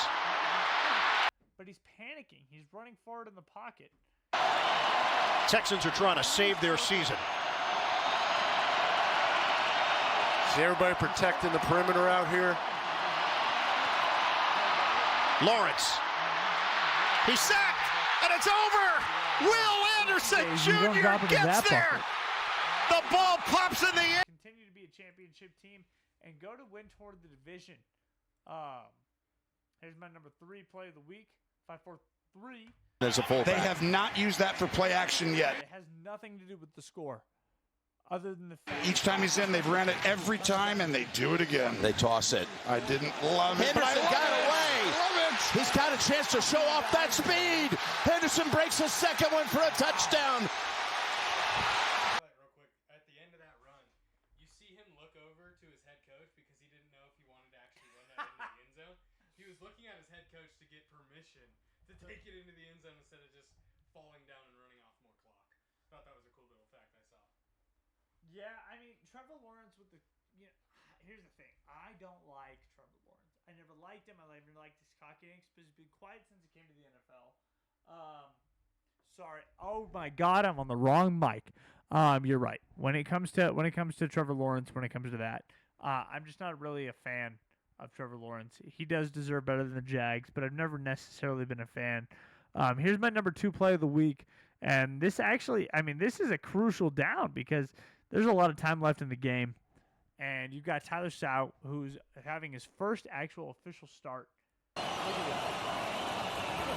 3rd and 6. He has a moment for Olave. Oh, what a one-handed grab, but turning. Let's see. You know what that first down does, though? It creates a time to take another 3-4 minutes off the clock and genuinely just make it your own win. Flag. So that's what it was. The flag had nothing to do against them. They're gone. But the number 1 play of the week, I mean, it was just genuinely 83 takes the lead, and Indianapolis big run. I agree. This is one of those plays. Honestly, as a running back, you kind of always hope this would happen. You get stuck behind all your. Second and short. That means it's Where's the running back? Taylor time, and he's got the first down, and he busts away from the pack for plenty more. Jonathan Taylor, big run. There he goes, and Indianapolis takes the lead. And that's with bonuses. All right, back to the Thunderdome. Also, Toxica, thank you for being here all day. Thank you for staying out. Thank you for hanging out. Thank you for dropping your knowledge. Thank you for dropping your comments. His skill set in college was absolutely nuts, and I think that's my problem with him. Well, Is I don't really like the big guys. My big problem with him throughout all of it was he didn't lose a game throughout all of his high school career. I believe he didn't lose a game in college either. He was undefeated in his career until he got to the pros, which is good and bad. I think good and bad. I think good and bad. He needed some of these losses. I think he actually fits on the Jaguars really well for that reason. Just because he is a talented quarterback. I think he has all the talent in the world to be one of the greats. But he needs adversity. And that's what he does get when he's on Jacksonville. So I think he needs that adversity. I think he's going to be one of those quarterbacks. How long has he been in the league? What, 5 This years? is third or fourth year. Third or fourth. I can't remember 100%, but it's third or fourth year. I'm willing to bet, within the next 3 years, Jacksonville being a very good team. I really do. I kind of have that feeling for them. It does hurt that Trevor Lawrence, with their number 1 draft pick overall, took a big hit. And He's having knee surgery. Knee surgery. He's out for the year. He's done. But he's young, so he can bounce back from a knee surgery and come back. But I think he's a good fit for Jacksonville. I think that was a good pickup for Jacksonville. You know what? The one thing I really like that Jacksonville's done? Tell me! They're giving him a shot. He's not played the best for them, but they're not taking him out. They're keeping him in. Give him reps. Let him learn. Eventually, I think he will be a great quarterback. But that's how you grow. That's how you grow. You can't grow unless you're in there actually playing. You can't grow unless you're in there playing. This is true. I like that they've kept him in. You got to keep stroking that ego, young man. But, he's actually not a bad guy. He's been real quiet. He's been keeping a calm nerve. I don't even know he exists until I watch the Jaguars play. I'm like, oh, fuck, I forgot about Trevor Lawrence. I know. So, I can't forget about him. He's easy to forget about because he's quiet. He's a white man that's quiet. No white man that's quiet. And that's surprising because when you look at the white men in the league, like Baker Mayfield, Josh Allen, Justin Herbert, they take force. I mean, they do their own thing and they do it loud. You want to do some big NFL news right now? Tell me some big crazy shit. Big NFL news. Kind of hinted on it, but Dabble getting fired by the Giants. Oh, in quotes, Brian Dable. Yeah, so in Let quotes, him talk about it. This past few seasons have been nothing short of disappointing, and we have not met expectations for this franchise. That is what the co-owners for the Giants said. That's their quote. So it's looking like their assistant head coach, their offensive coordinator, Mike. I can't even really say his name. I think it's Khalifka. He's going to be their interim coach. Khalifa was a finalist, actually, or Khalifka, however you want to pronounce it. He was actually a finalist for multiple head coaching jobs over the past 2 years. So there's some faith in that for sure. Let me read this comment real quick. 100%. He needs the diversity. Yeah, I would like to see him win a Super Bowl ring as well. We're talking about Trevor Lawrence. I think Trevor Lawrence winning a Super Bowl would be really cool. I think he does deserve it. He's put in the effort. But really only time's going to tell with Trevor Lawrence. But yeah, so Giants fire their head coach. Don't really agree with it, but, we'll see where that goes. They do, like I said, got the offensive coordinator kind of coming in. He's going to take over the reins, see what he does. Another big chunk of news is Burrow is back to practice. If any of you guys are keeping up with the news, you actually saw some clips of him walking onto the practice field. Burrow said Monday that it'll be very meaningful for him if he can return back from that turf toe injury. It was on his left foot, but he is anticipating to come back Thanksgiving Day. He wants to come back Thanksgiving Day against the Baltimore Ravens. That is November 27th. But he has officially returned to practice Monday. In a limited capacity, the team opened up his 21-day window to return from the injury reserve. So, there is hopes that the Bengals actually see Burrow play again this year, which I really wasn't anticipating. Turf toe doesn't sound like a crazy injury, but essentially that ligament or tendon on the bottom of your toe, I think for him, fully ruptured or torn. So, that's not just some, sugarcoat injury you can kind of just brush over. He can't put weight on that toe. But it is nice. He's back from surgery, and he's back on the practice field. So, wish nothing but the best. Hopefully, he can return. Burrow's back. He is practicing, just so you know. All right, but back on to the next one. We got head coach Mike McDaniels trolling Bills fans. After the big win in Miami, there's been a photo circulating on social media of the Dolphins head coach driving near, it's called the Elbow Room. It's like a whole strip in Miami. He says in his interview that he lives close to the area. That would be nice if the Jags won a Super Bowl ring, by the way. Yeah. But he's saying that it was AI. There was a big speculation. I 100% believe it was him. Yeah, but that's what I was saying earlier. Bills Mafia, and they need that. He had his driver's window down with his left arm out with his watch on, pair of sunglasses on, like good old McDaniels normally does. But Mike McDaniels, when they were winning a couple years ago, that's what they were doing. They were a confident team that were just fucking around. They're happy to be around, and that's what I was saying needs to be happening for them to win. But yeah, those are just three little kind of goofy takes on some of the bigger news that's happening on right now. Juro's coming back to practice. Giants fire their head coach, and Mike McDaniels trolling Bills fans. That was kind of funny. Well, who do you got winning next week, brother? Are we going to go on to our Week 11 picks? I want to go on to the Week 11 picks. All right, well, I'll start off the Week 11 picks. So we're going to start off with Thursday Night Football. We got the Jets versus the Patriots. I don't really have to speak much on that one. I got the Patriots winning it. The Patriots look way better than the Jets. So, and then on to the next game. It's Commanders versus Dolphins. I got Dolphins winning that after coming off that big win against the Bills, and Commanders coming off of that big loss against the Lions. So oh yeah. I got Dolphins winning that one. Panthers versus Falcons. Falcons, like I said, don't hang your heads down because you guys had a really good performance last week against the Colts. But I do got the Panthers bouncing back and actually taking a dub against the Falcons, especially because it is a division game for the Panthers. Oh shit. And then we got Buccaneers versus the Bills. They are going back to the home field advantage for the Bills, which is going to really help them, I think. I actually got the Bills beating the Buccaneers. I think Josh Allen's going to turn it around after that big loss against the Dolphins. No, for sure. They know they need to turn it around, and against the Buccaneers, you have to do it. If you guys don't beat the Buccaneers, your season's not looking great. Yeah, no, it's looking pretty bad, and you're out of my top 10, which is scary. Exactly. And then we got the Texans versus the Titans. Honestly, I think this game actually has potential to be a very close game. But I still got the Texans pulling away just because of last week. They pulled away from the Jaguars, which I didn't really think they would do. So I got them beating the Titans this week. Then we got Bears versus Vikings. They are playing in Minnesota, but I still do have the Bears beating the Vikings. My big thing is the Bears have the most turnovers in the league, and you have J.J. McCarthy playing for the Vikings. He's young. I agree. I think he's going to turn the ball over a lot against the Bears, which is going to lead to the Bears winning that game. On to the next game. We got Packers versus Giants. This one's kind of a no-brainer. They are playing in New York, but not really a no-brainer because the Packers have been looking kind of bad as of recently, but I still got the Packers beating the Giants in New York. I do too. Yeah. And then the next week, we got Bengals versus the Steelers. Bengals without Joe Burrow are a very 50-50 team. I mean, Joe Flacco is either going to play a historic game or he's going to kind of go mid to subpar. I got the Steelers beating that game. They are playing in Pittsburgh, so that's going to help them out for sure. And then the next game, we got Chargers versus Jaguars. Chargers versus Jaguars. This is my big upset of the week. I'm actually going with the Jaguars. They are playing at home. They're in Jacksonville, which I think is going to really help them.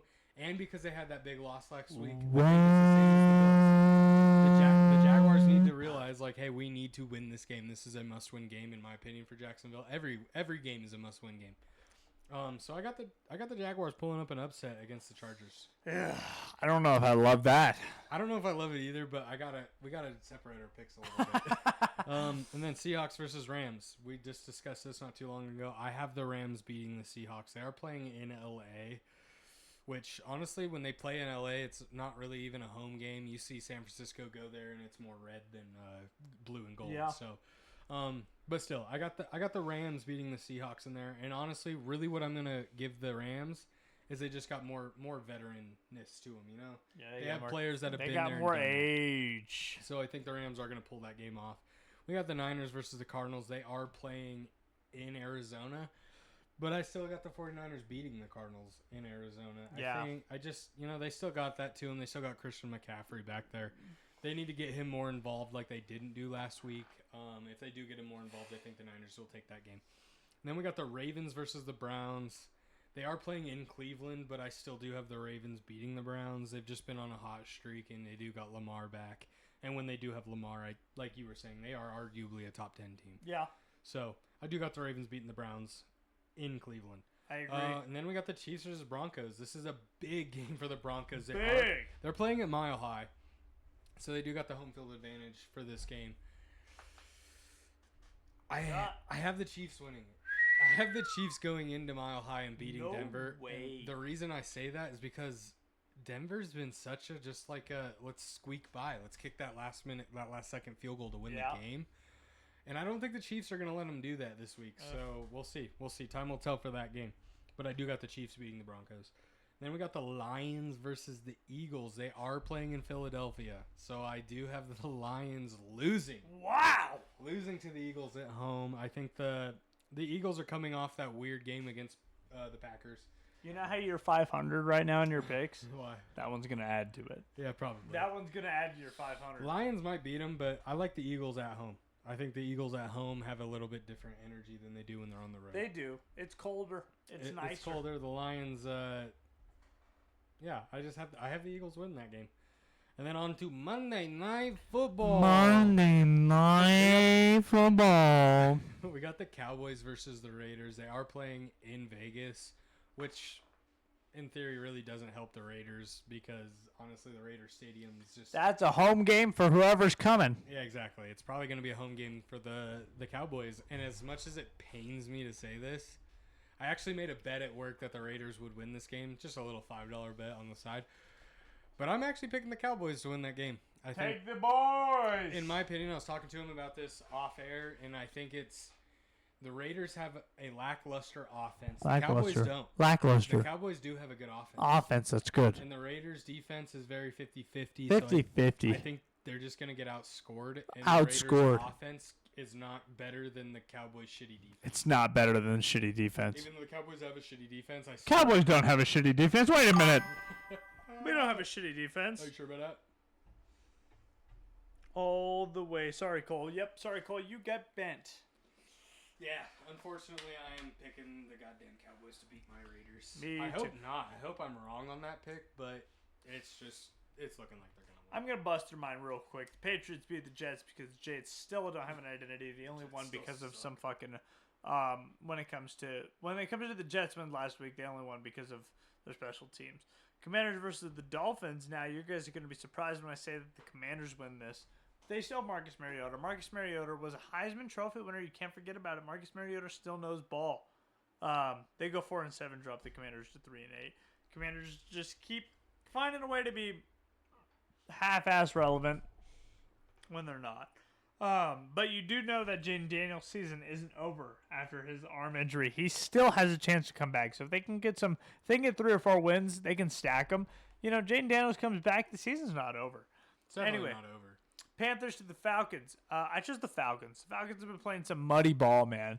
Falcons have been playing some get in my way and I'll fuck you up ball. I like that we have some different picks this week. It's gonna make for interesting. And that's what I like. So the Falcons, I think they're gonna take it. They just played the best team in my opinion, the Colts, and they kept them to an overtime field goal win or an overtime touchdown win. But still, I think the Falcons have a good chance. I got the Bills and the Buccaneers. Unfortunately, it pains me to say that Tampa Bay Buccaneers are not going to win. They're my team, man. I like the Buccaneers. You got the Bills in Buffalo? I got Buffalo taking it back after they just have an embarrassing week after the Dolphins showed them that they're flawed. But they fix those flaws and they work it out in practice. They fix those kinks and they go ahead and shit down the Buccaneers' throat. Next, I got the Texans beating the Titans. That should just be an easy no-brainer. Bears versus Vikings. I took the Bears. The Bears are going to win that game. They got a better defense. They've got some good poise. They've got a great head coach. On that one as me, huh? They've got a good head coach, man. I mean, and Jaden Daniels, or as long as they can hold it to 7 points in the fourth quarter, the Bears can only play in the fourth quarter. That's what we've discovered over the past couple weeks, is the Bears know how to win in the fourth quarter. And you know what? Championship teams know how to win in the end. And so the Bears, I mean, they're not a championship team, don't get me wrong, but they're doing good. Packers versus Giants. Giants aren't going to have their Jackson Dart. They're not even. They're going to have me throwing the ball. So you can go ahead and take. You can go ahead and take the Packers. Whatever their money line is, just go ahead and take it. You got the Bengals versus the Steelers. Steelers are tired of losing. Aaron Rodgers is not a loser, man. Aaron Rodgers doesn't like losing. Every time they pan to the man, he's angry. So I got the Steelers winning the Chargers. Wait, we got the icy hot bowl times 2. Oh yeah, it's gonna be. It was a big time game last time. But I got the Chargers and the Jaguars. I'm taking the Chargers. I mean, like I said, we're different on that one. The Chargers are winning without a good offensive line and with their third-string running back, who's also proving that he could be a pretty good guy anywhere in the league. Kiami Vidal is pretty good. They got it on the road against the Jaguars? Yeah, Chargers got it. They got Justin Herbert and Trevor Lawrence. He's too quiet. Although he's a quiet guy that doesn't cause a lot of problems, he's too quiet. He doesn't have a presence. So that's a problem. I took the Rams over the Seahawks. I think that's game of the year, by the way. Game of the year is going to be the Seahawks and the Rams every time they play each other. Seahawks have the best defense of the league. The Rams have, I think, the best offense of the league. So we're going to see if Matthew Stafford can keep his 0 interception streak going. But yeah, no, that's what we're looking at. And then next we got the Niners versus the Cardinals. And as much as I wanted to put the Cardinals as the winner, the Niners are just going to win. Mac Jones has earned his starting spot at a different spot in the league. And Brock Purdy, I think, is gone. Brock Purdy's healthy, and they didn't start him, by the way. So, I don't know. Brock Purdy, for me, is done. 49ers have found their new place with Mac Jones, and they get another win. And they actually are probably going to get a playoff spot, just so you guys know. Next, I got the Ravens over the Browns. Even though the Browns always play the Ravens like they're a goddamn championship Super Bowl, it's going to be a close game. I think it's going to be a 3-pointer. The Ravens are going to win it, though. So just keep an eye on that game. It's going to be a close game. But Ravens are trying to earn their spot as the championship or the division champions. So just be careful. Chiefs, Broncos. I took the Broncos. The Broncos are going to beat the Chiefs. Even though they're not in my top 10, I think the Broncos are going to pick it up. They've got a great coach, and they're just going to pick it up. The Broncos are going to win this week. The defense is going to stop the Chiefs. Chiefs aren't going to be able to do anything, and Travis Kelce is going to throw one clean open-hand punch, and he's not going to be ejected from the game. Anyways, we're going to go to the next game. Lions versus Eagles. I chose the Lions. Eagles have no identity on offense. They're barely scoring touchdowns against shitty teams. Packers shouldn't have won the game that they won, or Packers shouldn't have been close in the game that they were, but the Eagles just don't have an identity. So Lions will take that win. Cowboys over the Raiders. I'd be amiss if I didn't take my humble abode in the Cowboys to take the W. Cowboys, you can take that W. Cowboys take the W over the Raiders. So that was your weekly picks. Some things I wanted to talk about. Who you got at MVP? MVP? Well, I'm with you on the Jonathan Taylor. I do not want to see a quarterback win it this year as long as Jonathan Taylor keeps up to what he's doing. Obviously, he's not going to have 200-yard games every game, but as long as he stays pretty much consistent to what he's been doing all year, I think he deserves it, and I think a running back should win that award. I agree. The last time a running back won it, I think it was what's his name for the goddamn Vikings? Adrian Peterson. I think Adrian Peterson was the last running back to win the MVP award, and to be honest, it should have been given away last year. But we'll survive. I believe Jonathan Taylor wins it. Who do you got? Who's your top 3 though? Because if you guys were to make bets off of my picks, I guarantee you I give you one of the right picks. Honestly, Jonathan Taylor's is my favorite. He's at 1 when it comes to the MVP race. Drake May's in there. I don't know if Drake May's going to be 2 or 3. Okay. And then who else would I throw in there? You know who doesn't get talked about enough, in my opinion, is Sam Darnold. Darnold? You know, I saw something on the herd. Something on the herd today. Colin Howard, the herd. He did say that Sam Darnold is his MVP. I think he should be at least in the discussion. He should be in the discussion. At least in the discussion. But you know what? They didn't score 44 points because of Sam Darnold. They scored 44 points because of their defense. That's true.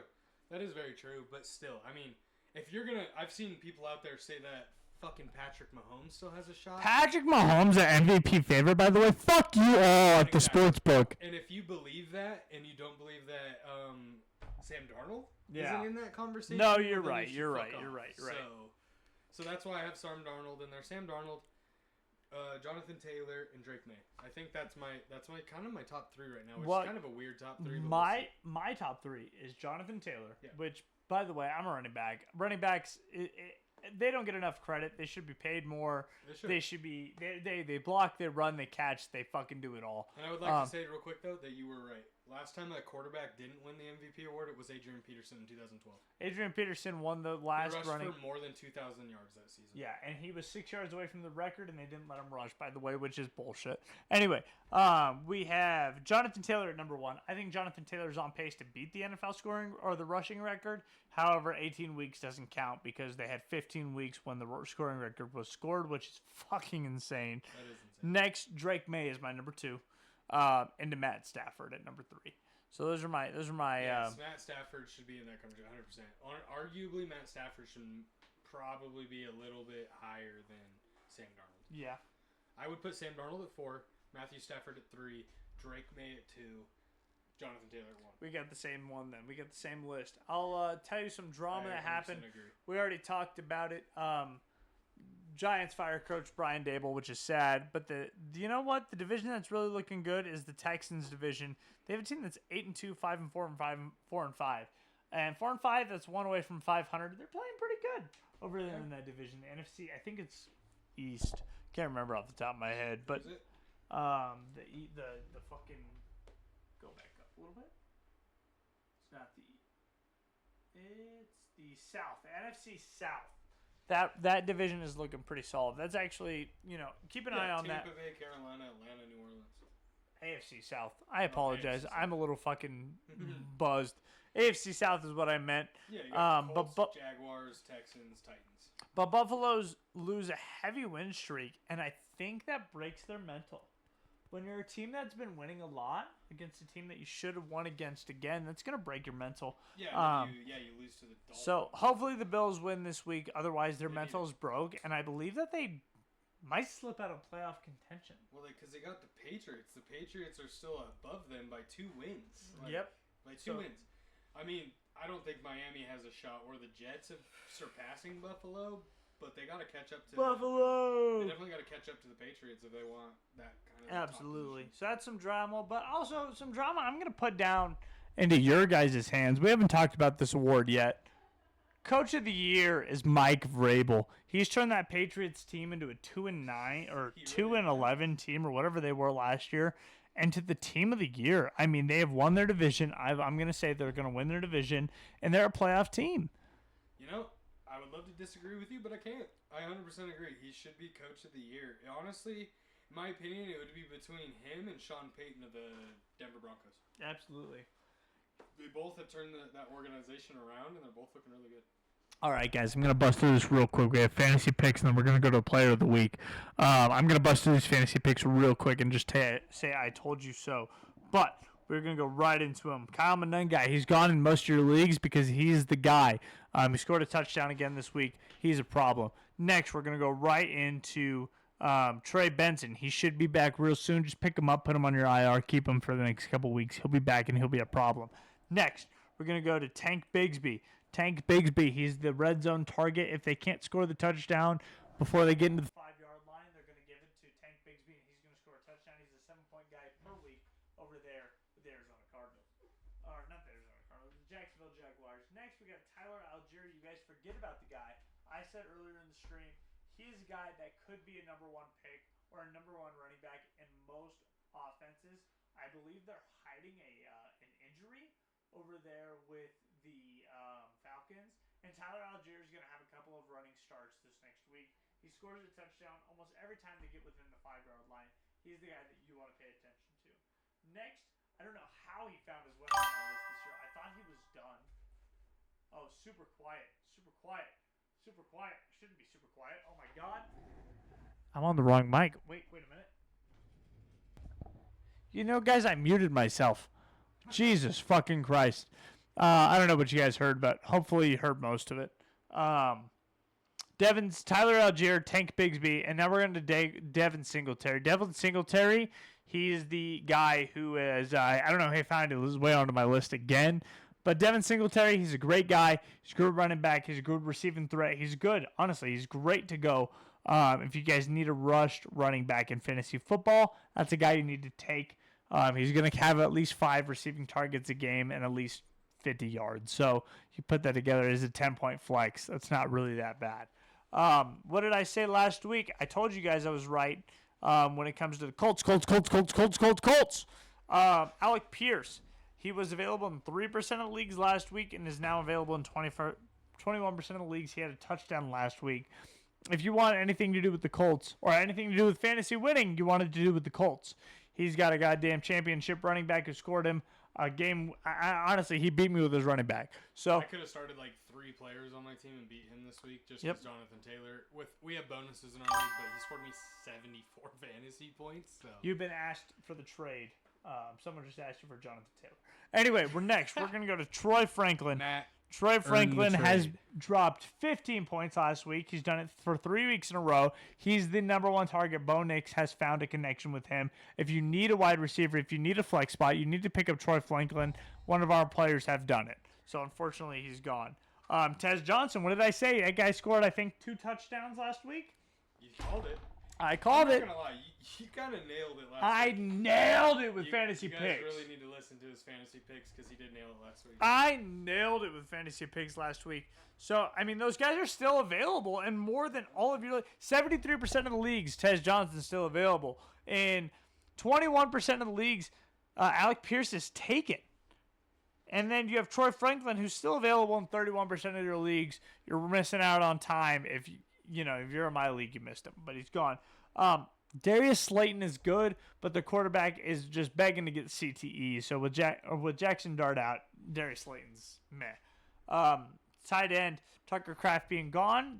Like I said, Luke Musgraves, he did pull in 3 of his targets for I think it was like 5.5 points. Nothing crazy, but he caught the balls that were thrown to him.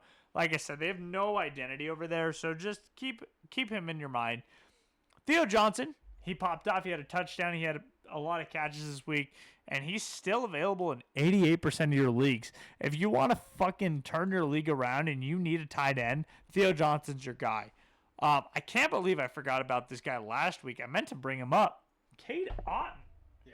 Cade Otton was picked up in my league, and I forgot about it. Forgot to mention him, but he's still available in 88% of your leagues.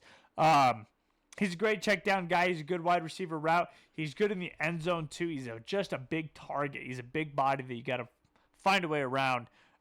He's available in 88% of your league, so keep an eye on him. Another guy I'll just talk about real quick, Parker Washington. He's for the Jags. He scored a touchdown this week. Just keep him on your mind. I think he also scored on special teams, so that would have been, 12 points just right there. So that's what you got when it comes to your big people. I mean, other than that, you don't really have a whole lot. We're coming to a wrap-up of the show this week, guys, but I just want you to know I'm 18-10. So if you need to bounce your picks on anything, you're going to bounce them on me. If you want to go 500, put them on me. I'm 14-14. So. And you don't even know which ones those are. All right, guys, we're going to go right into our senior season for our guy, Mac Kump. And real quick, I'm just going to give you guys just a little rundown on Mac Kump. He's from Sunslope High School. This is in Phoenix, Arizona. He's a wide receiver / free safety. He's 5'10", 175 pounds. He does have a Twitter that we can put in the link. But he bench presses 275 pounds. His 100-meter dash is 10.9 seconds. He squats 355. He deadlifts 405, and he cleans 245. So he's a stud. I would say, keep your eyes out for this guy. I don't know if you guys saw it, though. He is also, I don't know if it was a coincidence or not, but he is a UNR commit. It wasn't a coincidence. I wanted to, give some hometown love to our team, our college team here in Reno. Well, now you guys know we're Reno kids, so that's wanted to show some love to Reno. UNR can use all the help they can get. They're not looking pretty in the college football world. But this kid looks really good. So we're going to show you guys some of his highlights. Well, I'm going to give it to Cole. He's got the mic. So Cole's going to talk about this young man. Well, I'll split it with you. We'll throw it right in the middle. But yet again, keep an eye on him. His name is... God damn it, why can't I remember already? Sorry, everybody. Mac Kump. Mac Kump. He's a stud for sure. This is our guy right here. Yeah, definitely. If you guys are into huddle and all that, give him some views, give him a follow, give him some. I gave him a shout out on Twitch. You probably didn't see it yet, but no. So here he is. He's returning a kickoff right here in this highlight. He's got some speed to him for sure. He took that off the bounce.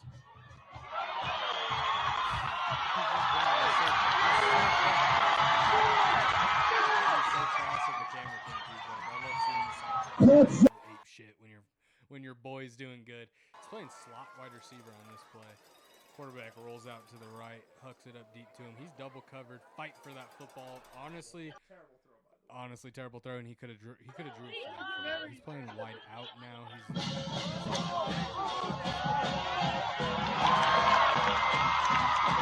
a little fake curl to a streak. Wow. Here we got him in the slot, kind of just running a quick slant, breaking that tackle all over the middle, so he's got the speed to finish some of this play. Yeah, he's definitely not the tallest, but you know, people like Cooper Kupp have proven that you don't really have to be that tall as long as you got good route running.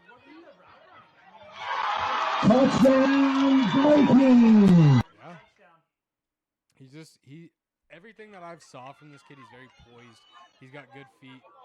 Like, you don't see that kind of route running from a lot of high schoolers, and he has it. So that's why I really wanted to pick this kid and give him a shout out. He's got good feet, good footwork. By the way, their quarterback is just garbage, but they know they can trust this man. Is the problem? That's the problem that we're running into. Yeah, quarterback doesn't have to throw too great when you got a kid that can. As a head coach, I would have been pissed if I just saw this play. Because do you see a wide open player? I do. I see one. Yeah, They in the have flats. 1, 2, 3, 4, 4 people, 5 people trailing this young man that's getting the ball, and the play is 3rd down, or it's 1st down and 10. You have a wide open. They scored a touchdown off. Score a touchdown, but the quarterback has 0 read time, and he's just watching his first read. Just good vision by the wide receiver on that play, because normally you wouldn't even be looking for the ball. No, when never. you're running a streak. So. That's a little screen play. Breaks one tackle, keeps it going, hands it all the way back to the first field. He's throwing some blocks. I do like that. He's lead blocking for his wide receiver. I love that.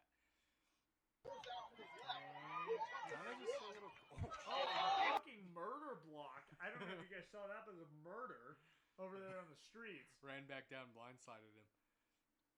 Man.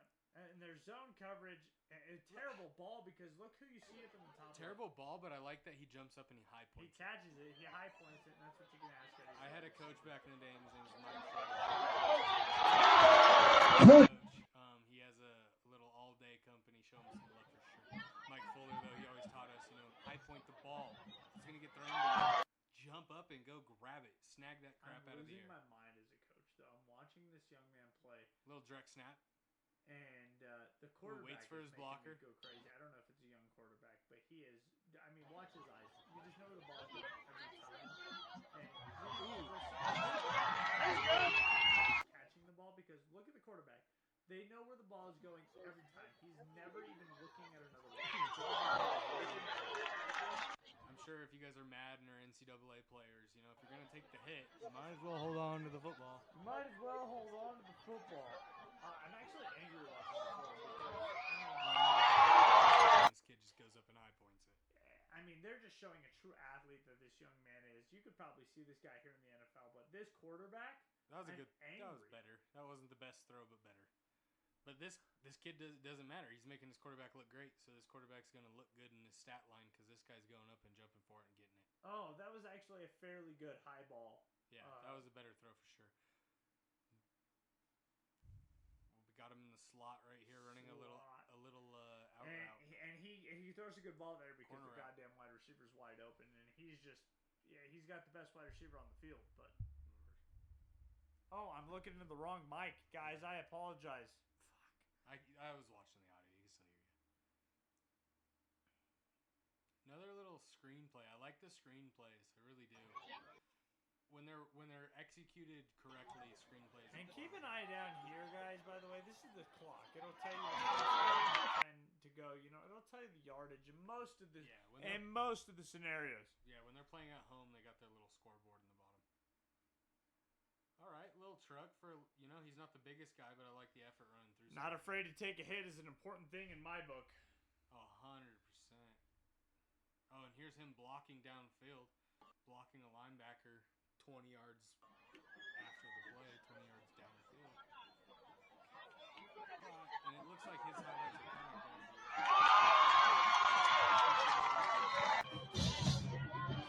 If you're still here and you've been here from the start, much.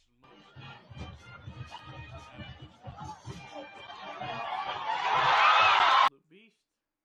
He's absolutely just catching the ball.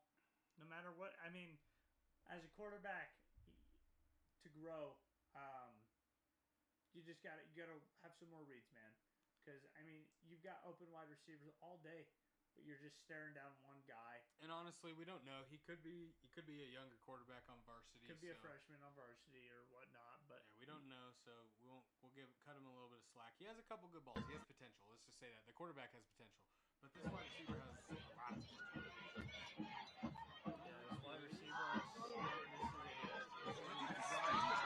Just fast. He's got speed, which is just so important. If you're not going to be, 6'4". Yeah, the better mics do speed. become very quiet. Here, let's bump it up. Yeah, there we go. That's a little bit louder. Sorry, we have it on Cole's mic setting. On this one, I know the mic gets quiet, but wide receiver is a quick young man. Yeah, next week we won't run into this issue with the mic. No, the mic will be better. Much. Yeah, next week the mic will be better. Oh, quick little slant, good downfield block. Yeah. And this is just from the clips of our. We got a couple more clips from this guy.